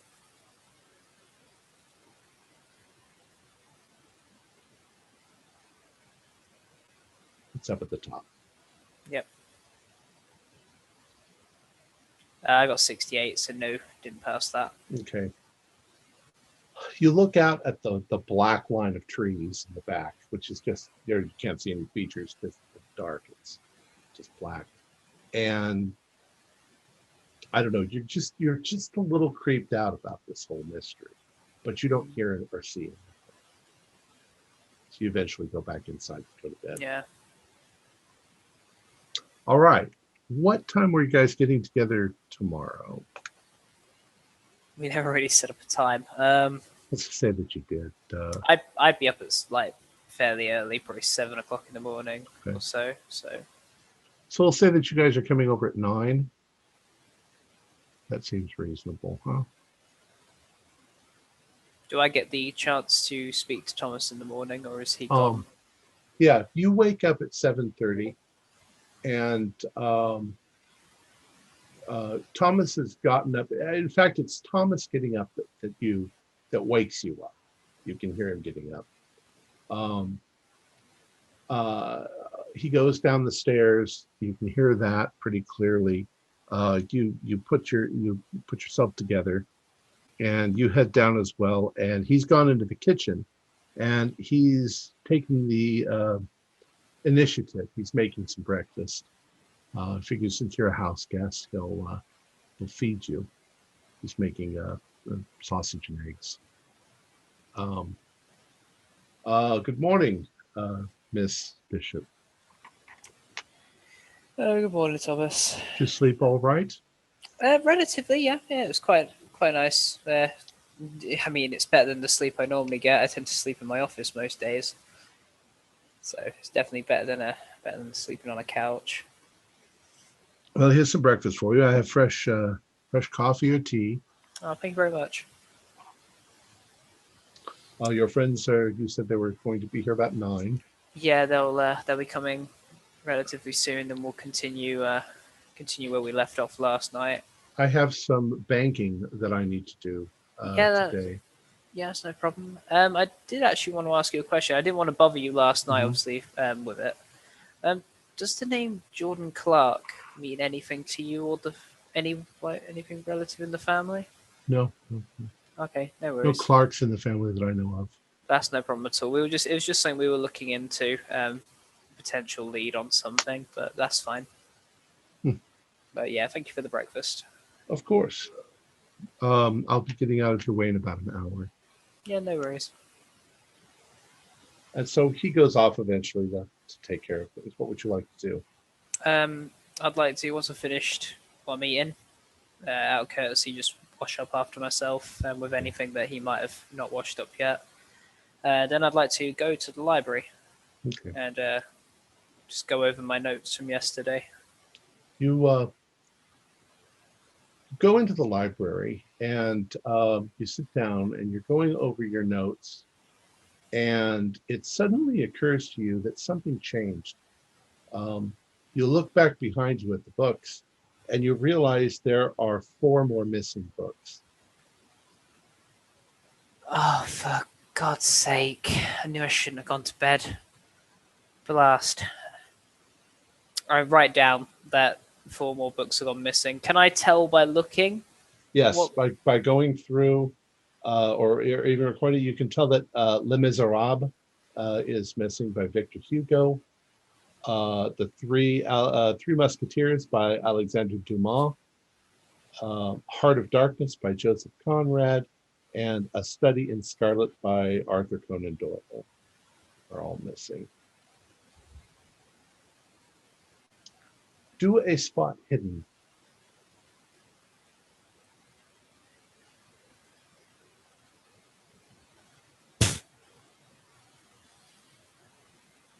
No. So yeah, 87 on that. you notice that, and that immediately Yeah. catches your eye. And we'll say that unless there's something specific you want to do before they get there, the guys will show up. I just look out the window just to see if there's any sort of trail of anything. It looks the same as it did last night. Did you want to go outside and look? Yeah, I'll go outside again and look. All right. Do another spot hidden for me. Yep. That's a lot better. Okay, so 24, which is going to be hard pass. Okay. When you're behind the house, looking at the house itself, looking at the ground outside the window, you're pretty sure that something heavy smashed down the grass that's just peeking up. The fresh grass is damaged. Yeah. You also think that maybe on the windowsill on the outside, there are some fresh scratches. Right, I note that down.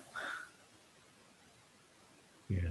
Then I'll wait for the I'll right. remain in the library, but I'll wait for them to arrive. All right. 9 a.m. You guys arrive. Thomas has already left for the morning. What would you like to do? Okay, you all come together into the library. Hey guys, Good morning. How did you sleep? I slept quite well. I wish I hadn't though. Why? What happened? 4 more books have gone missing overnight. Oh, come on, Maria. Mhm. You slacking off?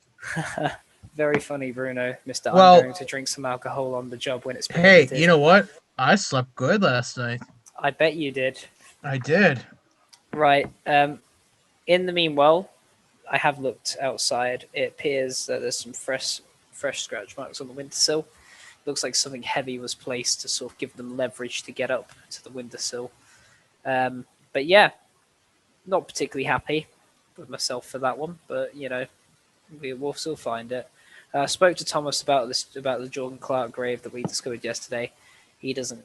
He claims that there's no one in the family under that name, and nobody that he knows personally by that name. So it potentially could just be a random grave, or potentially going off of what you said about his is like an obsession with fictional characters, wasn't it? Like characters from his books. Oh, I said maybe he made up an imaginary friend. But that Oh. wasn't a bad thought either. Yeah, well, sorry, I then missing. No, I was thinking last night. Do you think John Clark could have been maybe an anagram? Maybe it's a different name if you rearrange the letters. Potentially. I mean, we could give that a go. But I think that might, even though I was wrong with my assumption of what I misunderstood what you said, potentially it could be characters from his books that he reads that he's trying to like talk to.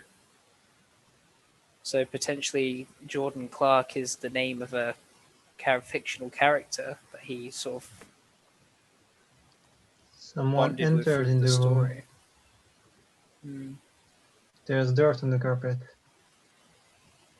Are you tracking stuff in now? William points out that there is dirt underneath the window on the carpet. How did I not notice that? Can I like see if it's fresh dirt? Yeah, it looks like fresh dirt. That was in character, by the way. By the way, does that dirt lead to the bookcase? You find that somebody definitely with dirt on their shoes came into that window. Hey, William, you don't think by chance out of character, did you tell me or else that you found footprints? Oh, you know. You Okay. were, So- you were with the caretaker. You told me because he had gone to sort his hand out. Yeah. Okay. You don't think that's by chance the same dirt from the graveyard in here now, do you? Potentially. Well, there's dirt outside. There's dirt outside the window. There's dirt in the yard.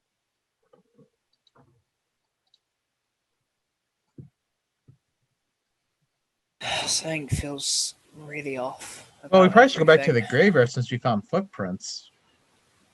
Yeah, we should. My blood's probably still there too. Yeah.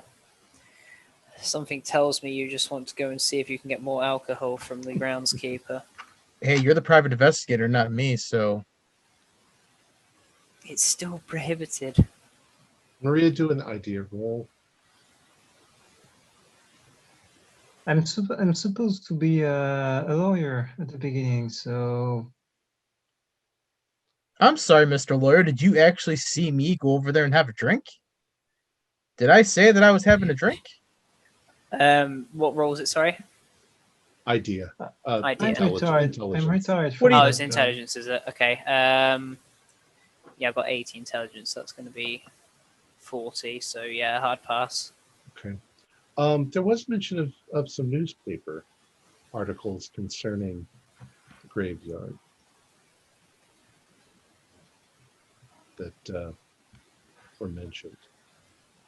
Yeah, there was some news articles about William it. thought that he had read Yeah. something. By the way, could I have taken that article with me? I The don't think- article.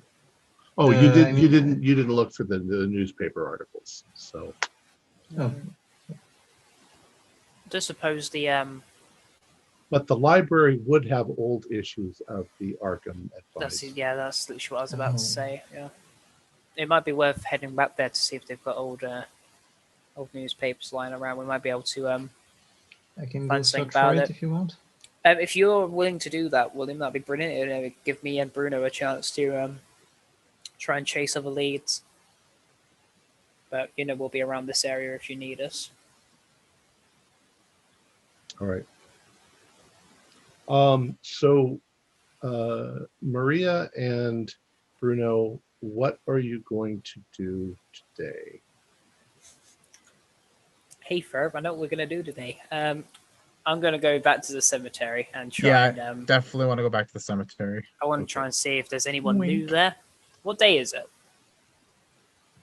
Oh, I don't know. Tuesday. Okay, so yeah, we'll head back there. I want to see if there's anyone new there, or I want to also inspect the grave to see if there's anything changed since we were last over there. Okay. So while you do that, then William is going back to the library. Is that correct? Yes. And look through the newspapers. All right.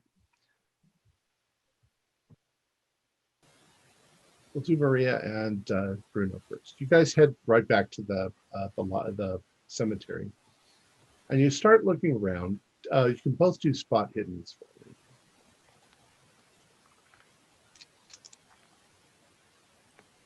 I got a 34. That is a 34 to 50. That's just regular success. I got 28, so that's hard pass.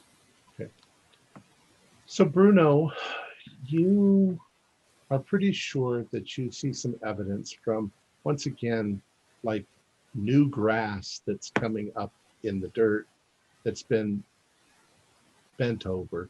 You're not sure if maybe you guys did that, Mhm. you guys were looking around, or not, but definitely there's been movement around the graveyard.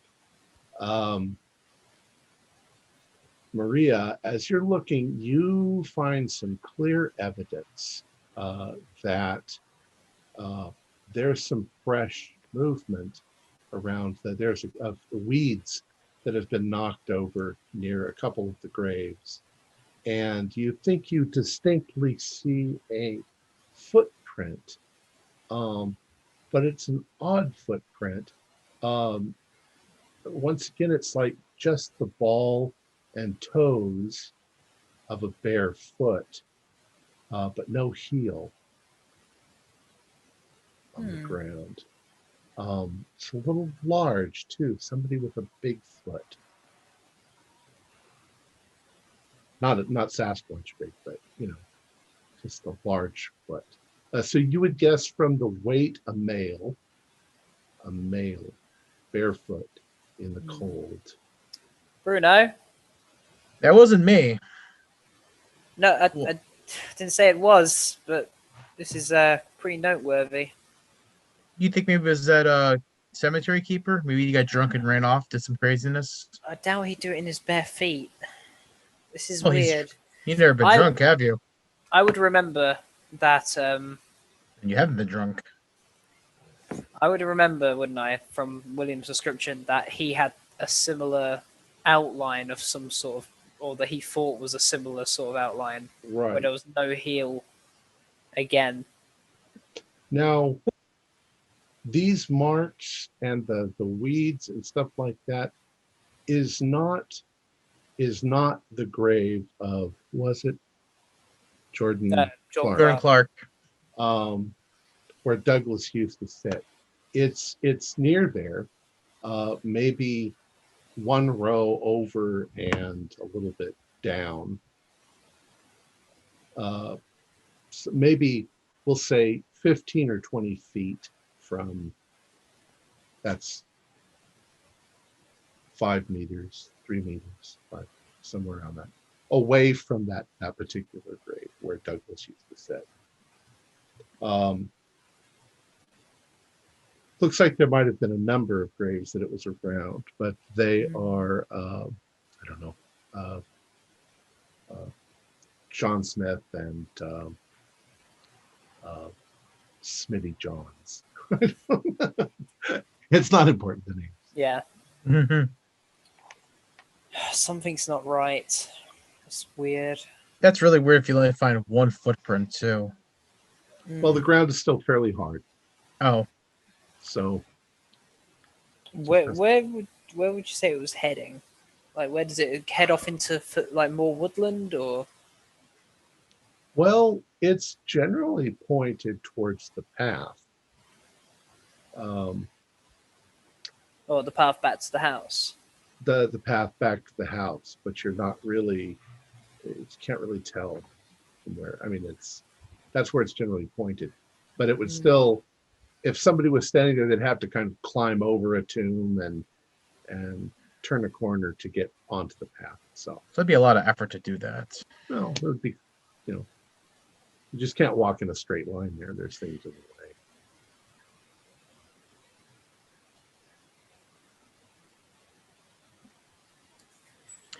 Right, I'll Can I roll- note this can I roll- down. I want to roll a natural world to see if like this is like actually like if it's off or if it's actually the way it's supposed to be. Okay. I mean, it's gonna be. No, not even close.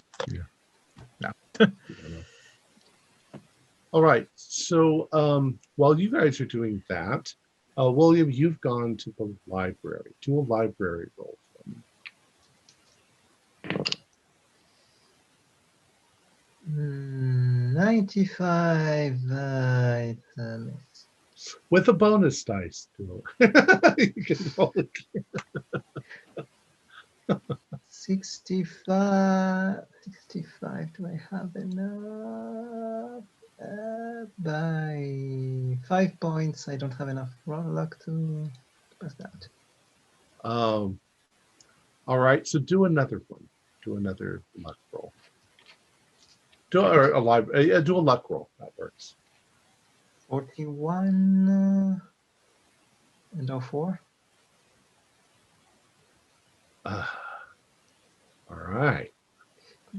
You have this feeling that there's something important at the library, but you just can't find it. There's a lot of newspapers. Yeah, I mean, it's something that takes time. Right. Well, how about this? Let's have you roll 1d4. We'll say that's how many hours it takes you to find stuff. That's generous. And it tells me 4. Okay. So you become fascinated with looking through the Arkham advisor, and but you're not finding anything. After 4 hours of searching, very diligent searching, you find a newspaper clipping from 1919. So 6 years ago. And it's this. You want to read that? Okay, recent sacrilege. Tuesday of June 4th, 1919, Arkham Cemetery. Constable Freely was summoned 2 nights ago by Arkham residents sometime around 3 a.m. with reports of disturbance in the St. Clair Cemetery off of Derby Street East. Residents were awakened by strange noises and claimed to have observed a number of people cavorting within the cemetery. One resident claimed the intruders were completely naked. What? At least 3 residents in the vicinity of the cemetery confirmed the disturbance. When Constable Freely arrived 20 minutes later, all the signs of the canal were gone. Freely, who has been constable for nearly 20 years, said he found no evidence of any activity among the tombstones. Likewise, there was no vandalism. He has asked residents to keep an eye open for any further activity and suggests that it may have been a college prank. I'm gonna write that down. Okay. You also find this. This is from older, 1917, 2 years before that. Local eccentric cause ruckus. April 24th, 1917. Arkham has long been a town haunted by superstition and mountebank claims of witches and ghosts. Last Thursday night was no exception along Derby Street East. Miss Hilda Ward has been a resident in the past 37 years, and for the last 20, she has claimed to have witnessed things, terrible things. At approximately 11 p.m., Mrs. Ward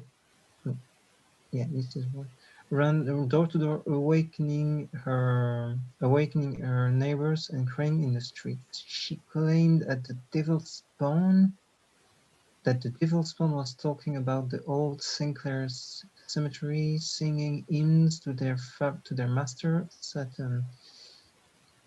As neighbors tried to calm her, she described strange men who were not men, naked and hairy, with dog-like features and canine teeth.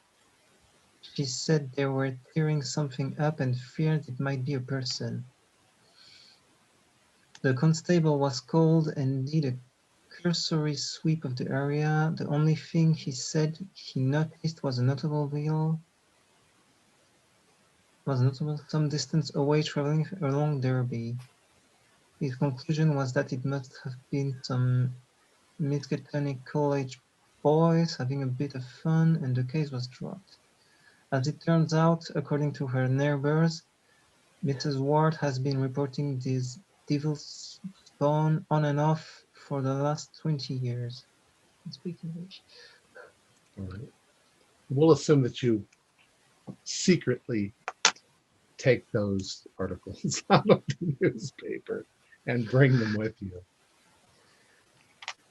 Which, if a librarian caught you, she'd be very angry. But well, I could just write them up. I've been there for 4 hours, so right. 20 minutes more. And then we'll assume that you travel back to the others. All right. So you all reconverge on the house, and we'll say by now it's 2 in the afternoon.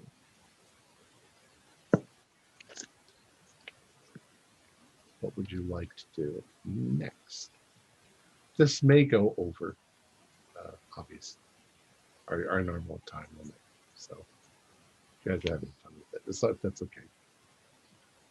I'm gonna tell the rest of the group I found the articles we were talking about. Oh, brilliant.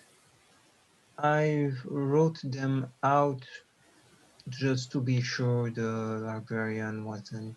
Oh, yeah, brilliant. Am I okay to take a quick look? Again, I'm giving it to them. I can talk English. So I read through it and I'm just like, okay, yep, that's good. This is really good. This can help us out. What was the name of the woman in it? The second one? Mrs. Ward. Mrs. Ward. Hilda Ward. And what was the date on that news article? That was April 24th, 1917.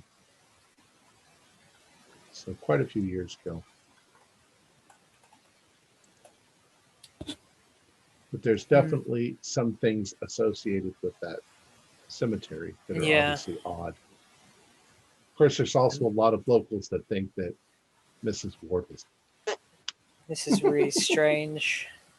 I swear, with every little thing we find out, it makes me more unsettled.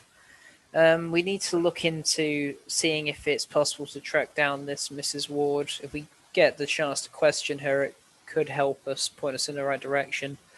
Obviously, if we do encounter her, be sure to be sensitive about what you say. Looking at these articles, if she's been reporting this stuff on and off for 20 years, people might think she's crazy. We don't want her to think we're mocking her when asking her these questions. We need to make sure that we're being genuine with her and that we are interested in what she has to say. Okay. I'm going to ask around and see if the neighbours know where she lives. Okay. If not, I'll speak to the groundskeeper and try and see if he knows. Well, I go. you probably talk to the next door neighbor. She's the easiest one to get to. She informs you that Mrs. Ward passed away 2 years ago. Right. Died in his sleep, poor dear. That's unfortunate.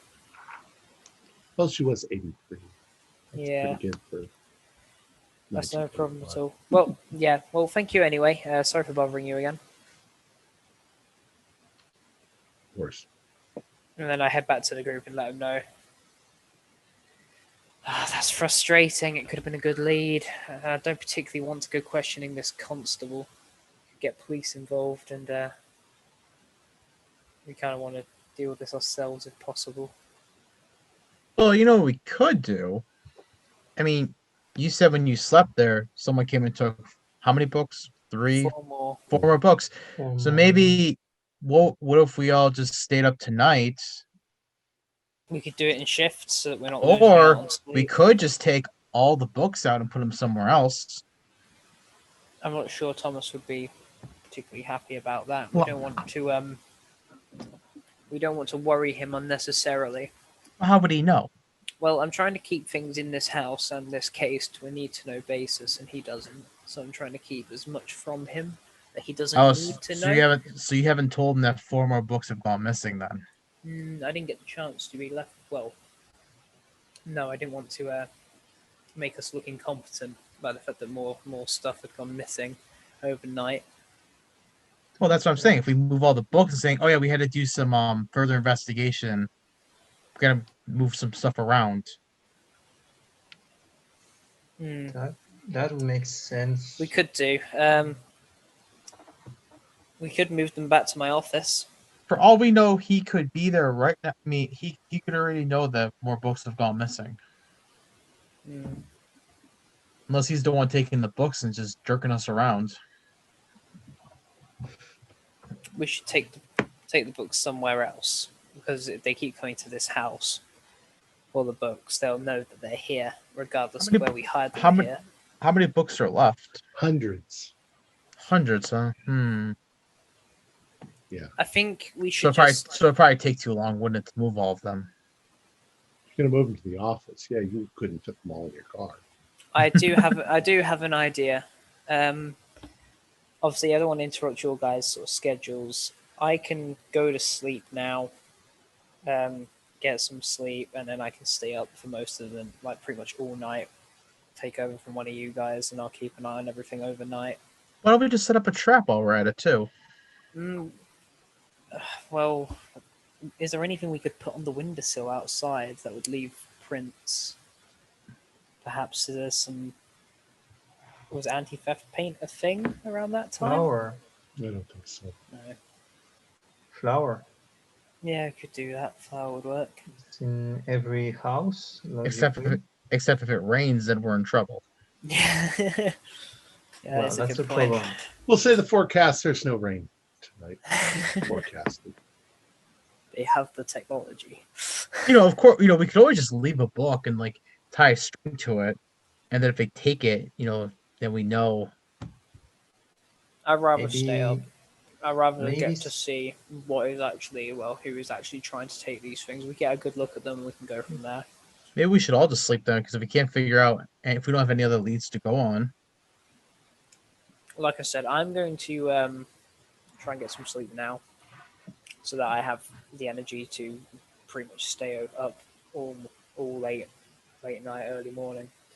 Um, if you guys are going to go home, or if you guys are going to hang around, let me know. Um, but yeah, don't feel forced to. I can deal with it. You guys are pretty busy as it is. I'm guessing all of the stuff. So you've all got your you've all got your own individual things we're looking into for this case. I don't want to. I've looked at all of them, so if you want help, I can stay with you. If you'd like, we can do that. Like I said, I don't mind. I'm gonna head up now then. Like I said, if you guys are going anywhere or anything, just give me a heads up so I know where you're going, just in case I need to come looking for you. So, are we opposed to the idea of leaving Flower behind? I mean, by all means, we can give that a go. I think it's a very good idea to have something that would show some sort of traces of someone, or just take, like if they leave handprints or anything. Even if they knock it off the side, it'll be some sort of indication.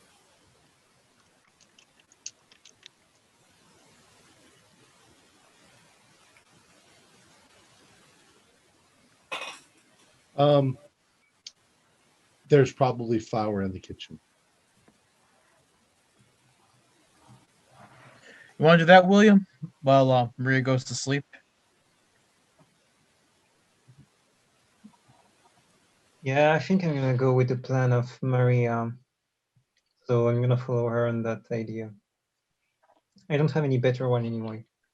So, if I understand, are you all going to stay in the house?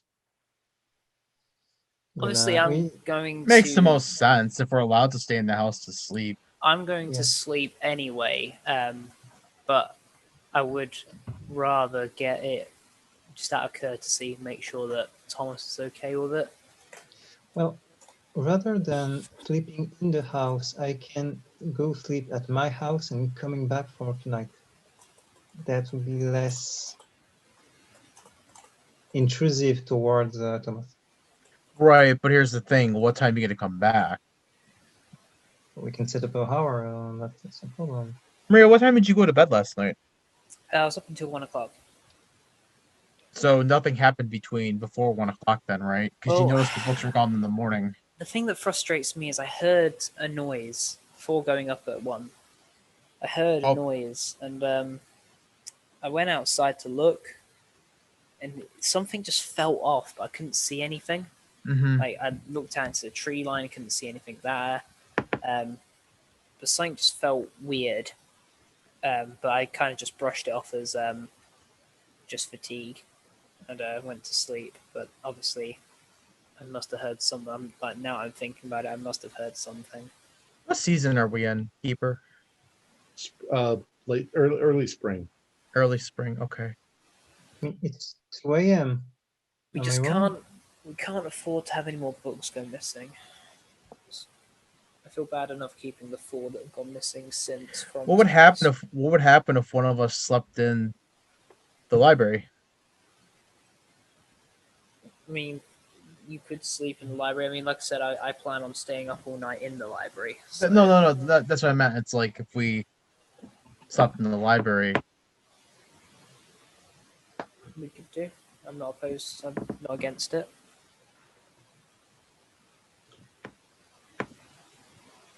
Everybody do an idea. Intelligence roll. Idea. I think I got a hard. Let me double check. 14. Is that? Yeah, it's hard. Oh yeah, I got a hard success. Nah, mine failed. Okay. Well, those who passed, you could stake out the library, but you could also stake out other places as well. The back of the house, the path. If you think that's where this person's coming from. I might as well do that. Might as well just split up into groups. Like, I'll stake out. I'll be outside. What's that? Sorry? Oh, I'm sorry. I said we might as well split up. Like, I'll stake out from the outside because if this person, if whatever is coming in is coming in from the outside, come inside. So That could work, but we have got to be careful. We don't know what we're up against here. I mean, who we're up against. But potentially, this could be an armed person. Like, And I stay don't with want to. Maria if she doesn't feel. well, Maria, I- you got a gun, don't you? Yeah, I do. Yeah, I Yeah. do. Well, then That's why I just was gonna suggest just let shoot the me go. son of a bitch. You can't shoot someone without justifiable cause. Trespassing. It's murder. But yes, well, I'm try not to saying explain. I'm not saying shoot to kill. I'm just saying shoot him in the leg or something. If we're going to do this, I would like to be outside. If we're going to do this, because of my, I don't know if you possess a firearm or any other weapon, but I have I the do. means to defend myself. If I I'm just outside. have my listen. I have the best weapon out of all of us. I got my wit. Ah, yes, very deadly.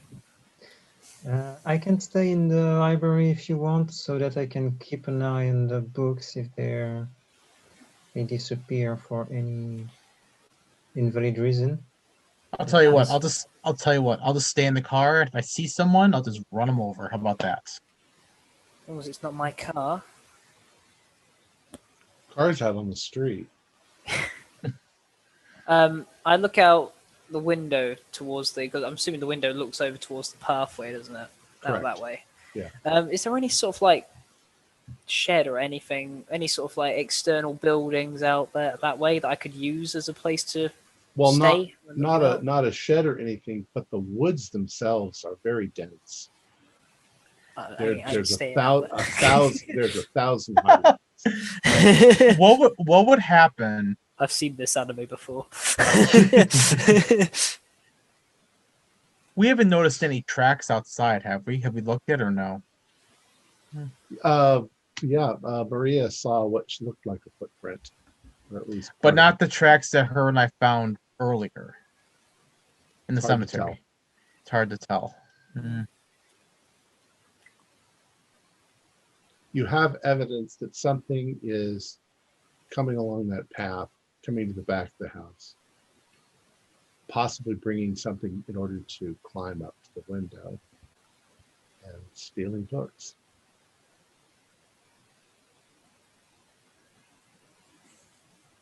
Well, we might as well make it obvious. We might as well give the person something to climb up so they know, so we know that they know they're going up. Well, there's that, but we also don't want to give them any sort of clue that we're onto them. For all they know, I haven't noticed that those books have gone missing. For all I know, they don't even know who we are. They don't even know that we're looking into something.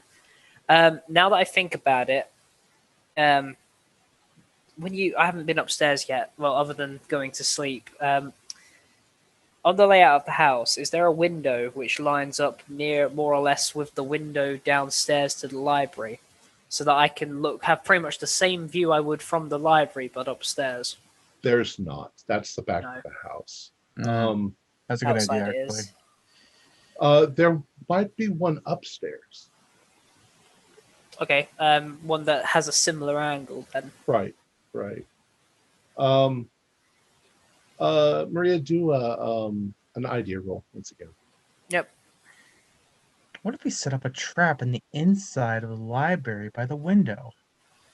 That's a 51, so normal pass. It suddenly dawns on you that if somebody came to steal a book last night, you were in the library with the light on. They would have seen that. So they would have known that I was there. They would have known somebody was in there. Maybe you heard them and they could see that somebody was in there, so they didn't. They might have even peeked in at you for all you know. This person managed to take 4 books with them, and I'm gonna assume the books are pretty heavy. They knew I was in there. There's no other way. Okay, if we're gonna do Les Mis this, is a big book. Yeah, so Right. taking 4 books, they must have had like a bag or something. So yeah, if we're gonna do this, whoever decides, obviously, I'll be outside. Now that I know I haven't got a good angle on the outside from there, I'll be outside. If you stay in here, if we're gonna make this work, we need the light out because they seem to have been very aware that I wasn't in there. when they Okay, decided to look in. So I'll do that then. So I'll be in Yeah. the I'll be in the library, and I don't know where William wants to go. William, you got an idea where Oh, you I want was to? thinking about being in the library at the beginning, so I can have a different angle from being upstairs, potentially. You That's could a good point. you could hang around. You could go onto the side of the house and just Yeah. I mean, be by all on the- means, you could be outside with me, and if that way, because if we do encounter anything, then there's two of us. Yes. or you could just be together. I mean, obviously, if what's the advantage of approaching from two different angles? Well, it's settled then. We can do that as long as you're comfortable with it, William and Bruno. If you're okay with being in the library, I'm okay with being in the library. yeah. I think potentially it's entirely help to you how you want to do it. If you want to have the light on for a bit and then turn it off later towards the evening. So I want to act like I'm reading, but I'm actually going to be actually taking a book. So, is there a book that I would think they would take based on the pattern that we've noticed they're taking? Not necessarily. Okay. Then I'll just take. I mean, you know how like some books are on one shelf and then they're another shelf. Is it kind of all scattered? There's not like Well, one section. They're all kind of in alphabetical order. Oh, so what would be the next book then? Anything by Jules Verne, Mark Twain, Oscar Wilde, Tolstoy, Dickens. There's collections of Dickens. Okay. Then I'll take a Charles Dickens book then. All right. So, Bruno, you are in the library. Yes. Do you have a weapon? I asked you. I just have my wit. You just have your wit. Okay. Yes. I know what I'm doing. I have a plan. William, Everyone has a plan. William, you have a derringer. Where are you going to hide outside? I think I'm gonna go with Maria because, yeah, being at two different places might not be the best idea at night. Okay. Maria, and where are you and William hiding? Well, I don't want to be too obvious, so I don't want to be near the window, as in like in plain sight of the window. Is there any sort of like gates or fences that could be hid behind? There are fences on the left and the right of the house. You would actually have to go into the neighbor's yard to hide there. And then you would be about 50 feet away from the window. Right. Like 18 meters. Is there plants or anything like that? I mean, by all means, I can speak to the neighbor. You could hide around the side of the house. Neighborhood watch. They'd see us if there is someone out there. They clearly know what they're doing, so they'd be looking for stuff like that. I don't like the idea of it myself, but up the path, we could literally hide in the woods, but near the pathway. But that potentially, if they do know we're there, we could be in trouble because obviously the nature of the woods. But it's entirely up to you, William. I'm fine either way. I mean, you're the expert here. You're the expert here. I'm more of an intellectual that worked into desks. But But yeah, I never asked plans, you. But yeah, were you a defense lawyer or were you prosecutor? Defense. In your experience with criminal cases, surely you would have run into some sort of burglary, sort of like break-in sort of stuff. Being closer may give us the opportunity of acting faster, but being further would make us more stealthier. Yeah. It would, but like I don't want to. I don't want to put Bruno in a position that could put him in danger. I mean, Yeah, for so all the I side of know, the house, or a bush or something like that might be better. right? Stealth in the woods won't be a problem at all. You could hide literally, 2 meters from the path and be completely hidden behind trees and bushes. You could be very close to the path. As I say, it's pretty dense woods. Hmm. I'm the only one with a gun now, aren't I? William has a Derringer, Here's a what? little Derringer. gun, You have a little gun, little 22. right? Okay, I know before we said sticking together would be a good option as long as we're not too far away from each other. If you, I mean, if you wanted to be around the side of the house, I can go up the pathway a bit and hide near there. If you encounter any danger, by all means, you could fire a shot in the air as a sign to come running back. Obviously, Okay. we don't want to do anything silly if we can help it that causes police intervention. But Yeah. if we need to, that is potentially an option.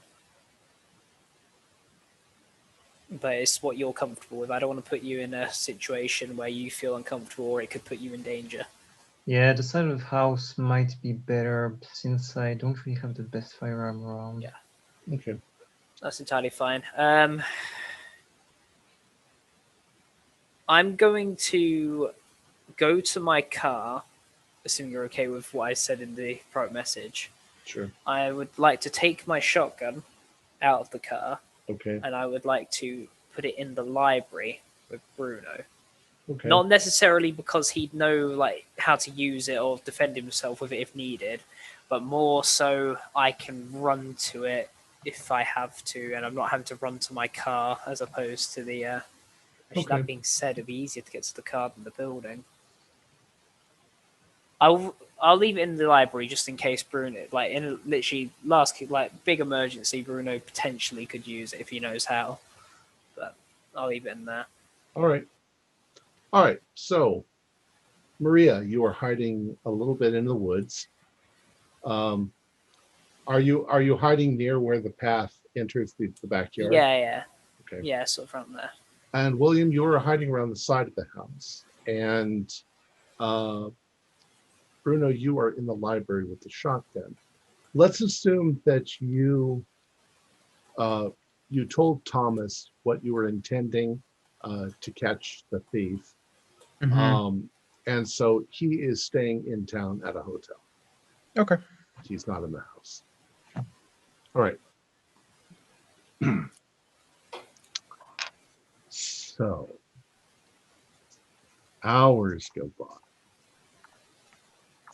And nothing happens for a while. But around 11:30 p.m., I would like Maria to do a listen roll.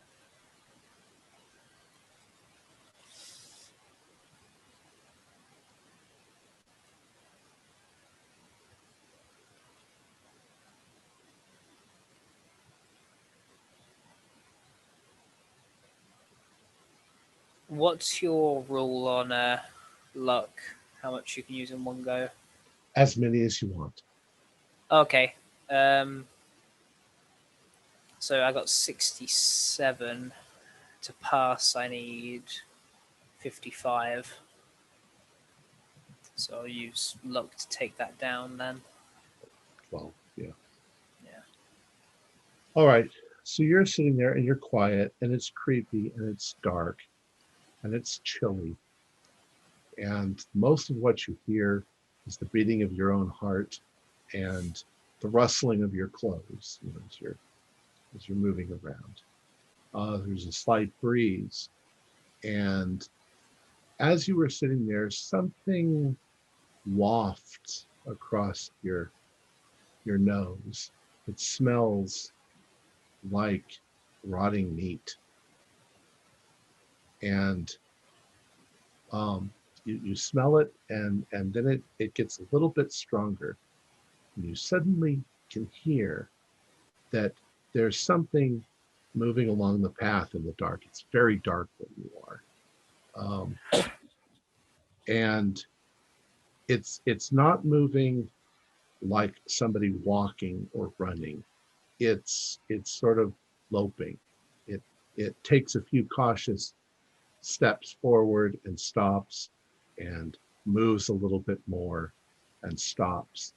And as you are standing, or you're not standing, you're hiding there, sort of crouching down, looking, there's a moment when against the sky and the moonlight right on the edge of the tree line, that you can see what looks like a man.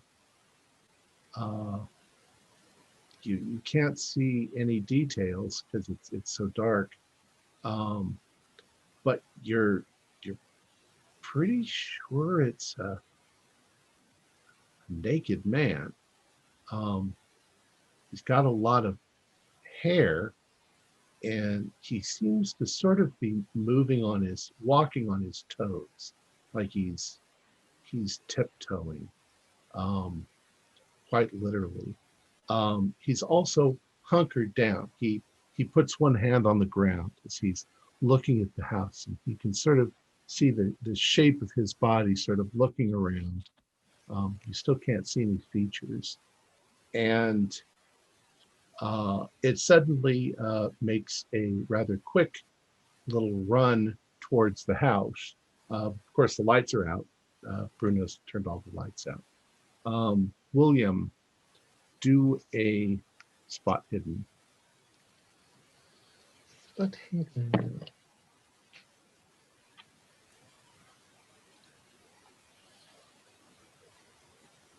Missed by 8 points. 8 points. You missed by 8 points? All right. Yes. As you are standing there, you see something emerge from the shadows in the tree line at the path, and it suddenly darts across the yard, and it gets about halfway across the yard, and it suddenly leaps into the air in a leap that a human wouldn't be able to make, and it lands to where it's hanging from the windowsill to the library.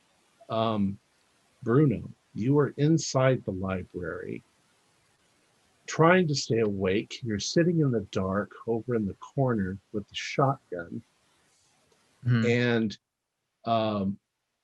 you suddenly hear a surprisingly light thud on the backside of the house, like somebody banged a little bit on the side of the house. There's a moment's hesitation, and you can see something black rise up in the window like a person's head, but the shape of it is weird. It's not precisely round, and you think that maybe its ears are a little bit too long on the sides. And suddenly the windowsill goes up, and whatever it is reaches through. You can't see any details, it's just shadows you're seeing. Right. It reaches through the windowsill, and it starts to hoist itself in the window. What do you want to do? Maria first, let's say. You've seen this thing So, leap over, and making it's sure I know. that it's just one individual. As soon as I see it dart towards the house, I'd kind of start moving back to the house, sort of like in my mind being like, "Oh shit, that was quick!" Like that moved very quickly. So you're also stepping into the yard. So Well, okay. you see her coming out of the shadows into the yard, and you see the thing scrambling into the window at the back of the house. I see that. Is that Yes, you both see that. okay? Well, I'll draw my gun. Okay. William? And sort of stay outside in case he tries to come back out the window. Same thing, just being more at the cover, not knowing what it is, since Okay. I'm at the side of the. Are you going over to join where Maria is? Well, a bit. I'm trying to find covers in Okay. extreme cases. So you're out behind the house and you can see this thing climbing through the window. Professor, you see this thing, you hear it climbing through the window, and it's grunting a little, as it's and then there's kind of a double thud as its feet hit the carpeted floor. What do you want to do? So this is what I want to do. So first thing I want to do, I mentioned before that I would have a book in my hands. Right. So instead of the shotgun, I want the shotgun by me, but I would really be holding the book. Okay. So I want to turn the light off. Turn the light on. Okay. If that's possible. Yeah. So you very quickly stand up and flip the light on. Mm-hmm. The room is suddenly flooded with light. And standing in front of you is a creature. You'd estimate that if it stood completely tall, it would be 7 feet tall. It looks like a man, and it looks like it's got sort of dog-like features. The shape of its head has been distorted. Its body is covered in fur. It's walking on its tiptoes, its heel raised up off the ground. It seems to be covered in dirt, and it stinks like the grave. When you flip on the light, it immediately turns to where you are and looks at you and growls like a dog, and its lips pull back, and you see that it's got a full set of huge canine teeth as it looks at you. Its body is somewhat thin, and its hands end in these extremely long claws. You can see that its toenails are long. Do a sanity roll. Okay, that's what I was waiting for. My sanity is it's pretty high actually. I passed. Okay. Do a 1d4. Okay. 2. Okay. I'd say then that all you really do is scream out loud when you see this thing. Am I able to do something, or am I able to make an action, or no? You are. Go ahead. But you kind of backed up against the wall as you've seen this thing. But go ahead. If you want so I'm back against the wall. I have the book, holding the book. I notice the thing is growling at me. I know for the past couple days this thing's been interested in its books. So I start ripping the pages out of the book and start throwing the pages, crumpled up piece of paper at the thing. All right. But before you can really do that, the creature bellows at you. The sound comes out that sounds very much like a dog growling or sort of baying at you. It whips around quickly, and it leaps out the window. But the room is still smelling like death, and there's dirt on the floor where it's leaped inside. But you've scared it, you've startled it, and it's not going to attack you. It's going to try to get away. At that point, I'm gonna grab the shotgun and with the book, and I'm gonna run over to the window, which I'm assuming is open, right? Correct. And I'm gonna kind of whistle really loud to hopefully get the attention. That's about all that you can do in that one. That's fine. No, I just want to one get the moment. attention of Maria and William. No, Well, that's fine. they've got you. I Got. was They've saying, got I was the looking at attention. the window. I was looking Oh, at the okay. window. So Well, my character wouldn't know if you're looking at the window. That's why. Well, they're yeah. the two of them are literally I was kind right of scared there that in you the were going to yard. fucking shoot me. No, We've seen the light switch on, so right. You saw the light you got switch our on. attention. Maria and William are standing in the yard. Just aim You it at the hear door. the bellowing of this thing, and you see it rather almost dog-like come leaping back out the window. And it lands in the yard and hesitates only for a moment, looking at the two of you, and just starts heading towards the path. Now, Maria is in the path. Oh boy. And so it is heading straight at Maria. Right. Well, if it's You running guys out, can do your sanity rolls. if it's do sanity rolls, Yeah, yeah. do your sanity rolls. So this thing's about to fucking hit me with a spear. Sanity rolls is D100. 33 over 60, so 27. Pass. Yeah. Oh, that thing has caught me off guard, like really badly. That's 76. That's a fail. Okay, William, you do a 1d4, and Maria, you do a 1d8. 3. 4. Oh, so well. So the two of you do not go insane. You retain your ability to act, but you both probably yell rather loudly as you see this thing coming at. Well, you see it going at Maria. What do you do?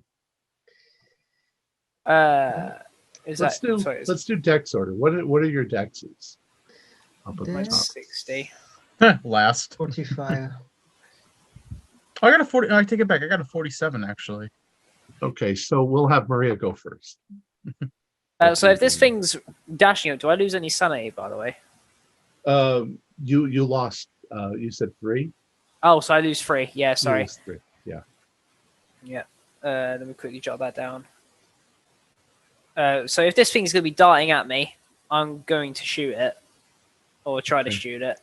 Okay.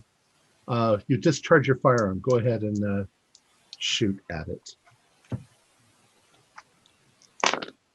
Okay. I got a 7, which is going to be an extreme pass. I think that's what it. You shoot, and you see as it's sort of loping towards you. Yeah. You hit it in the shoulder. Do a damage roll. Give me a second. 1d10 of damage.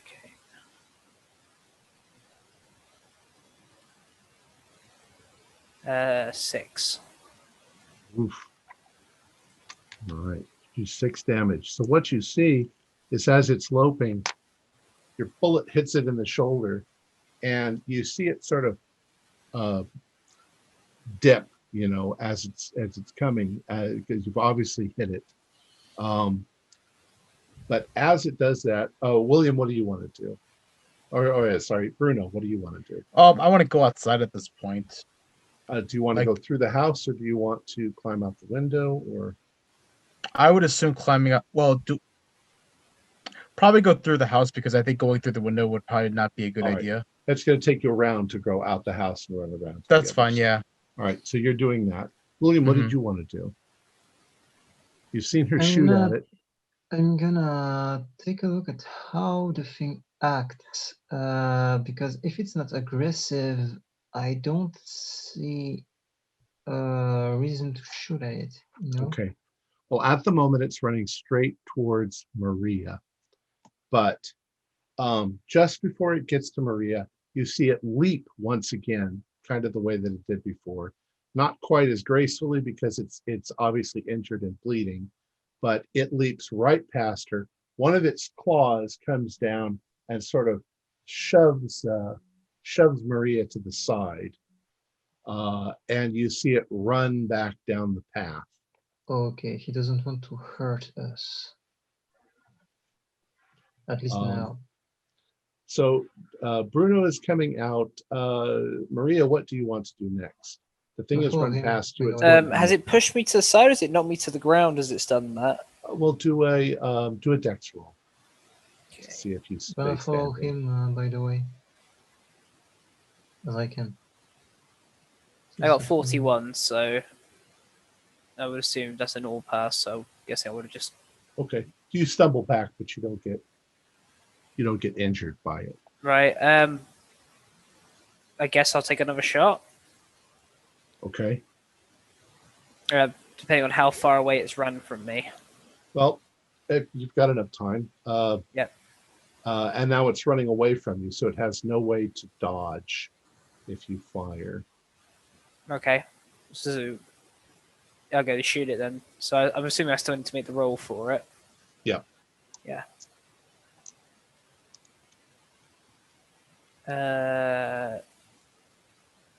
48. So that's a normal hit. Okay. Roll for damage.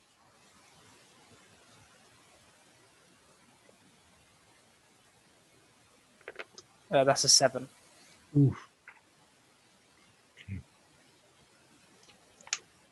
You definitely hit it again. You see it go partly down, and it's now sort of crawl running. You can see it disappear off going towards the cemetery. William, you said you were following it? Yes. All right. By the way, at this point, you see all of the lights in the neighborhood coming on because guns have been fired. You can figure that the police will probably be here soon because somebody's going to call the police.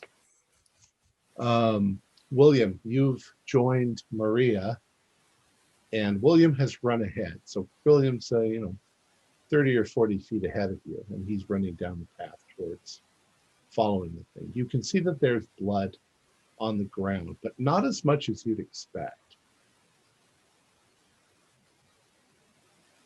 What I'm gonna wait for the other guys of the group and the other person in the group, because we don't know how the thing will act, and he definitely act like an animal, and if what I think is true, he's gonna be dangerous now. Okay. So might as well be together. So Maria and Bruno, you see him going down the path. You're going to go join him? Oh, I'm following the thing. Yeah, Okay. as best as I can. All right. So you With the join up. book and- All right. You join up with William, and you're heading down the path. And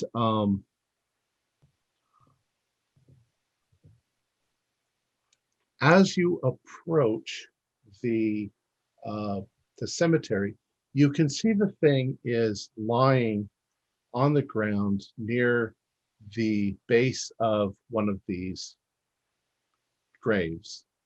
Okay. And it's sort of struggling to climb halfway up, but unfortunately its back legs have gone dead, so it can't climb very well. Its shoulder is damaged. It's pulling it up, and you can see that it seems to try to push the slab on the grave. It's trying to push the slab open. As you come up on it, it turns around and looks at you, and it growls. I'm going to assume you all had flashlights, Yeah. torches. All right, you shine Torches. your flashlights on it. That's what the English call them, torches. You shine your light on it, and it turns back at you, and it growls, and it bellows with its sort of black tongue as it's looking at you. Everybody do spot hiddens. By the way, I'm not really flashing my flashlight at him, but at the surroundings, because there is already 2 flashlights on him. I got a regular success. Regular. Regular. 61. Yes, a regular pass. Okay, all three of you pass. You shine your flashlights on it, and the face is dog-like and distorted, but it suddenly dawns on you that it's Douglas. It looks it doesn't look exactly like he did in the picture, but it's definitely Douglas's features on this thing. You can all do Good job, sanity rolls Maria. again. Good job, Maria. Well, I'm sorry if something. No, you're bad- not. Do Man. do sanity rolls. Failed. I If you- passed. Yeah, I passed I mine. got a 9. All right. 30. Okay, Yeah. if you pass, do a 1d4. If you failed, 1d6. Another 2. 3. And I'm not lucky with dice tonight. It's a 6. Oh, you got a 6. All right. If you get 5 or more, Oh no. do an intelligence roll.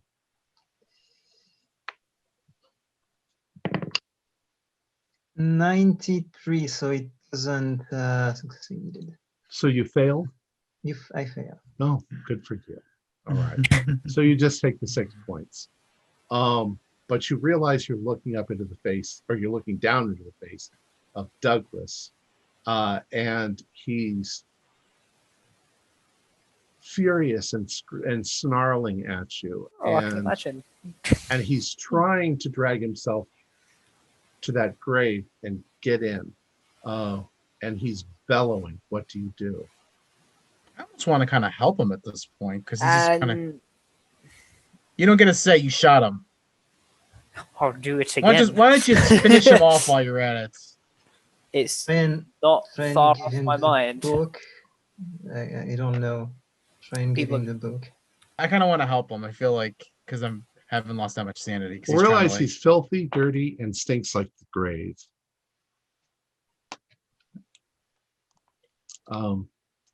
What did you want to do, Maria? Um.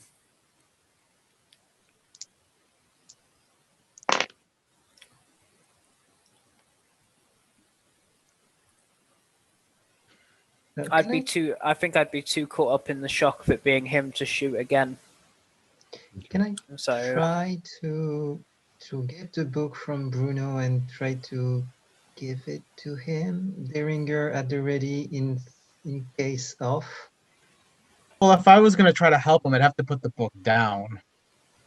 I can take it for you. Oh, I'd put it. I'm going over to help him, so yeah, I wouldn't have anything except for my flashlight on me. All right.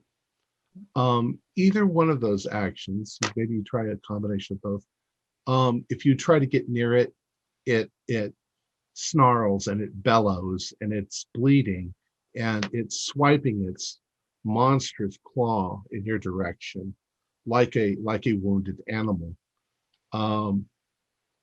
Everybody do listen rolls.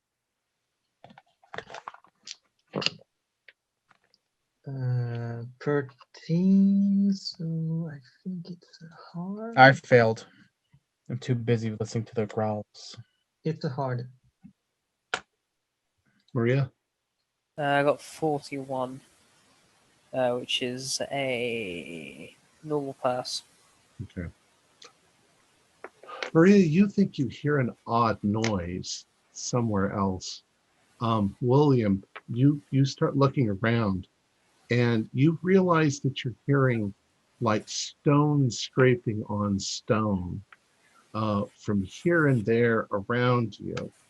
And you realize that tomb lid over there is sliding over to the side. And so is that one over there. And before you can really react to it, you are all suddenly surrounded by at least 7 or 8 other of these things that are climbing out of their graves or climbing out of graves and moving forward towards you. They're growling. They look like they're far more dog-like than than Douglas is. But one of them, they all look angry. They all look vicious, like wild dogs. But one of them looks oddly distressed, and it makes the move first. It runs forward to where Douglas is and sort of leans over and puts its arm around Douglas. And it says, suddenly this voice comes out of it with an oddly guttural but New York accent. And it says, "You're going to be okay, buddy." Like this. And then it looks back at you and it says, "You're going to pay." What do you guys want to do? You are completely surrounded. Hey, she did point. it. Black Dynamite, you done fucked up now. Oh boy. I'm going to put my gun away. Me too. It may be a bit late, but I'm going to try and show that I show no further signs of wanting to hurt them. So, because this creature is sentient, and am I able to reason with it? Go ahead. What do you want me to roll for that? I want you to reason with it. Oh, you want to role play it? Okay. So that's the game. We're role playing. Oh, I didn't know. Sorry, no, duh. I didn't know if you wanted me to make a check and then role play it. That's what I was asking. So I gotta throw my hands like I'm not going for anything because one, I don't have anything, and I'm looking at my shotgun. That's far and be good. That's gone now. So Big's note. You owe me a shotgun. I say, look, like, I apologize that that woman over there was an idiot and shot Douglas over here. Wow. But That's listen, savage. Well, I'm sorry, but listen, hey, shut up there, woman. I'm talking here. You already screwed up enough as it is. Look, you want to take all the books from the house? Go right ahead. We'll just say we had to move them out or something. But you don't need to like try to kill us. All right, we didn't do anything. Well, I didn't do anything wrong. I point over to William. He didn't do anything wrong. I mean, yes, she did shoot him. You do what you want with her. Do a persuade roll. Okay. Oh wow. That's not good. Well, I got a 30, but I'm using the rest of my luck to make it a extreme. So that's because I have 60 luck. All right.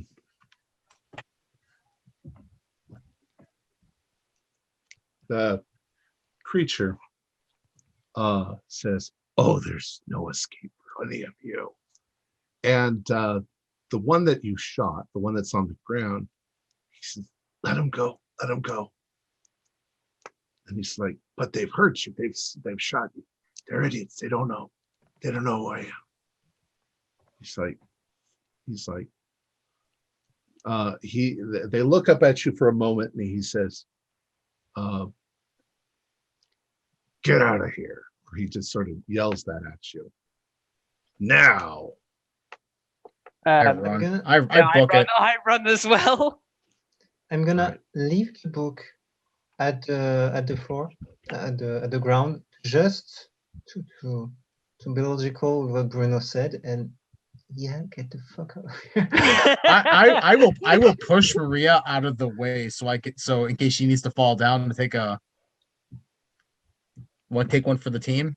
They're letting us go. By the time you get back to the house, the police are pulling up. Neighbors are in the street. They heard the gunshots. They want to know what's going on. And we'll assume that you somehow say that you shot at the intruder, who was armed, and he got away into the woods, and you weren't able to apprehend him. The police the police can follow the blood trail as far as the graveyard, and then there's no longer a blood trail, and they have no idea who it was or what happened. And that's pretty much the end of our story. As long as you never go in that area again, you probably won't get murdered in the middle of the night. All right, so I would like to say that you guys handled the end of this completely differently than everybody else has in the past. I thought I fucked up. I thought I made a real mistake. I was like, Well, I went by the points, and you didn't kill him. You came close. I almost did. How much hope you left on? Had you killed him, you would have had no hope of survival. They would have dragged you into the darkness, and that would have been the last that anybody ever saw you. Assuming I killed him outside the house, would they have just come sprinting out of that woodland for us? They would have come looking for him. Yeah. Maybe it's a good thing. Maybe it's a good thing I had the shotgun and not you. Oh, shut up. All right. So what happened? What happened? Douglas liked to go and sit on that tomb and read in the evenings. And sometimes he would read out loud. And one day, as he was sitting there reading out loud, he suddenly smelled something that smelled dead. And he looked over, and sitting on a tomb near him was a ghoul named Eddie Kaplan, who used to live in New York in 18 something. Eddie's like, hey, keep reading. I like listening to it. And oddly enough, Douglas wasn't that afraid of him. And so they struck up a friendship. And Douglas didn't like regular people, so he found this guy kind of fascinating.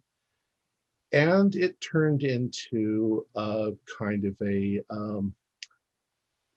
I'd say asexual, but they were very attracted to one another. So I don't think ghouls think about sex. They're not really animals. But eventually Douglas decided to go with him. We will go off together. We will explore the world because, of course, as ghouls, they can go anywhere they want underground. And then, time marches on. And Douglas was like, geez, I'm had some fun and I've seen some places, but I'd really like to go get some of my books and read them because I miss them. And Eddie was like, fine, you can do that, but we're closing this transport thing to this area. So get your damn books, bring them with you, and then go. So that's all that Douglas was doing, is he was sneaking and getting some of his favorite books to take with him. He would have told, if you hadn't shot him, he would have told you all of this. He would have explained it to you. He would have asked you not to say anything to his brother, that just let his brother assume that he had run off someplace and was gone, that if his brother wants the house and the furnishings, he can have them. He doesn't care. But that was basically the story. That was really good. I like that. This is why I don't shoot at things that are not aggressive towards me. Well, this is the thing. I was kind of going from the character's perspective of this thing is darting at me very quickly in the dark. Just because you're in its way. Yeah. But I wouldn't know that. I was just like, shit. Yeah. I thought I was going to kill something. I'm going to rip apart and just yeah. throw I took a papers at shot you. at it. And then in the heat of the moment, I was thinking, well, if adrenaline's going, I'm going to be scared and I'm going to be wanting to shoot again. Even if it is running away, I'm going to be like, I don't want to see that thing again. And then try shooting it again. I'm assuming Bruno owes me a new shotgun. Oh, you're nothing. You're the first players to shoot at it. So Hey!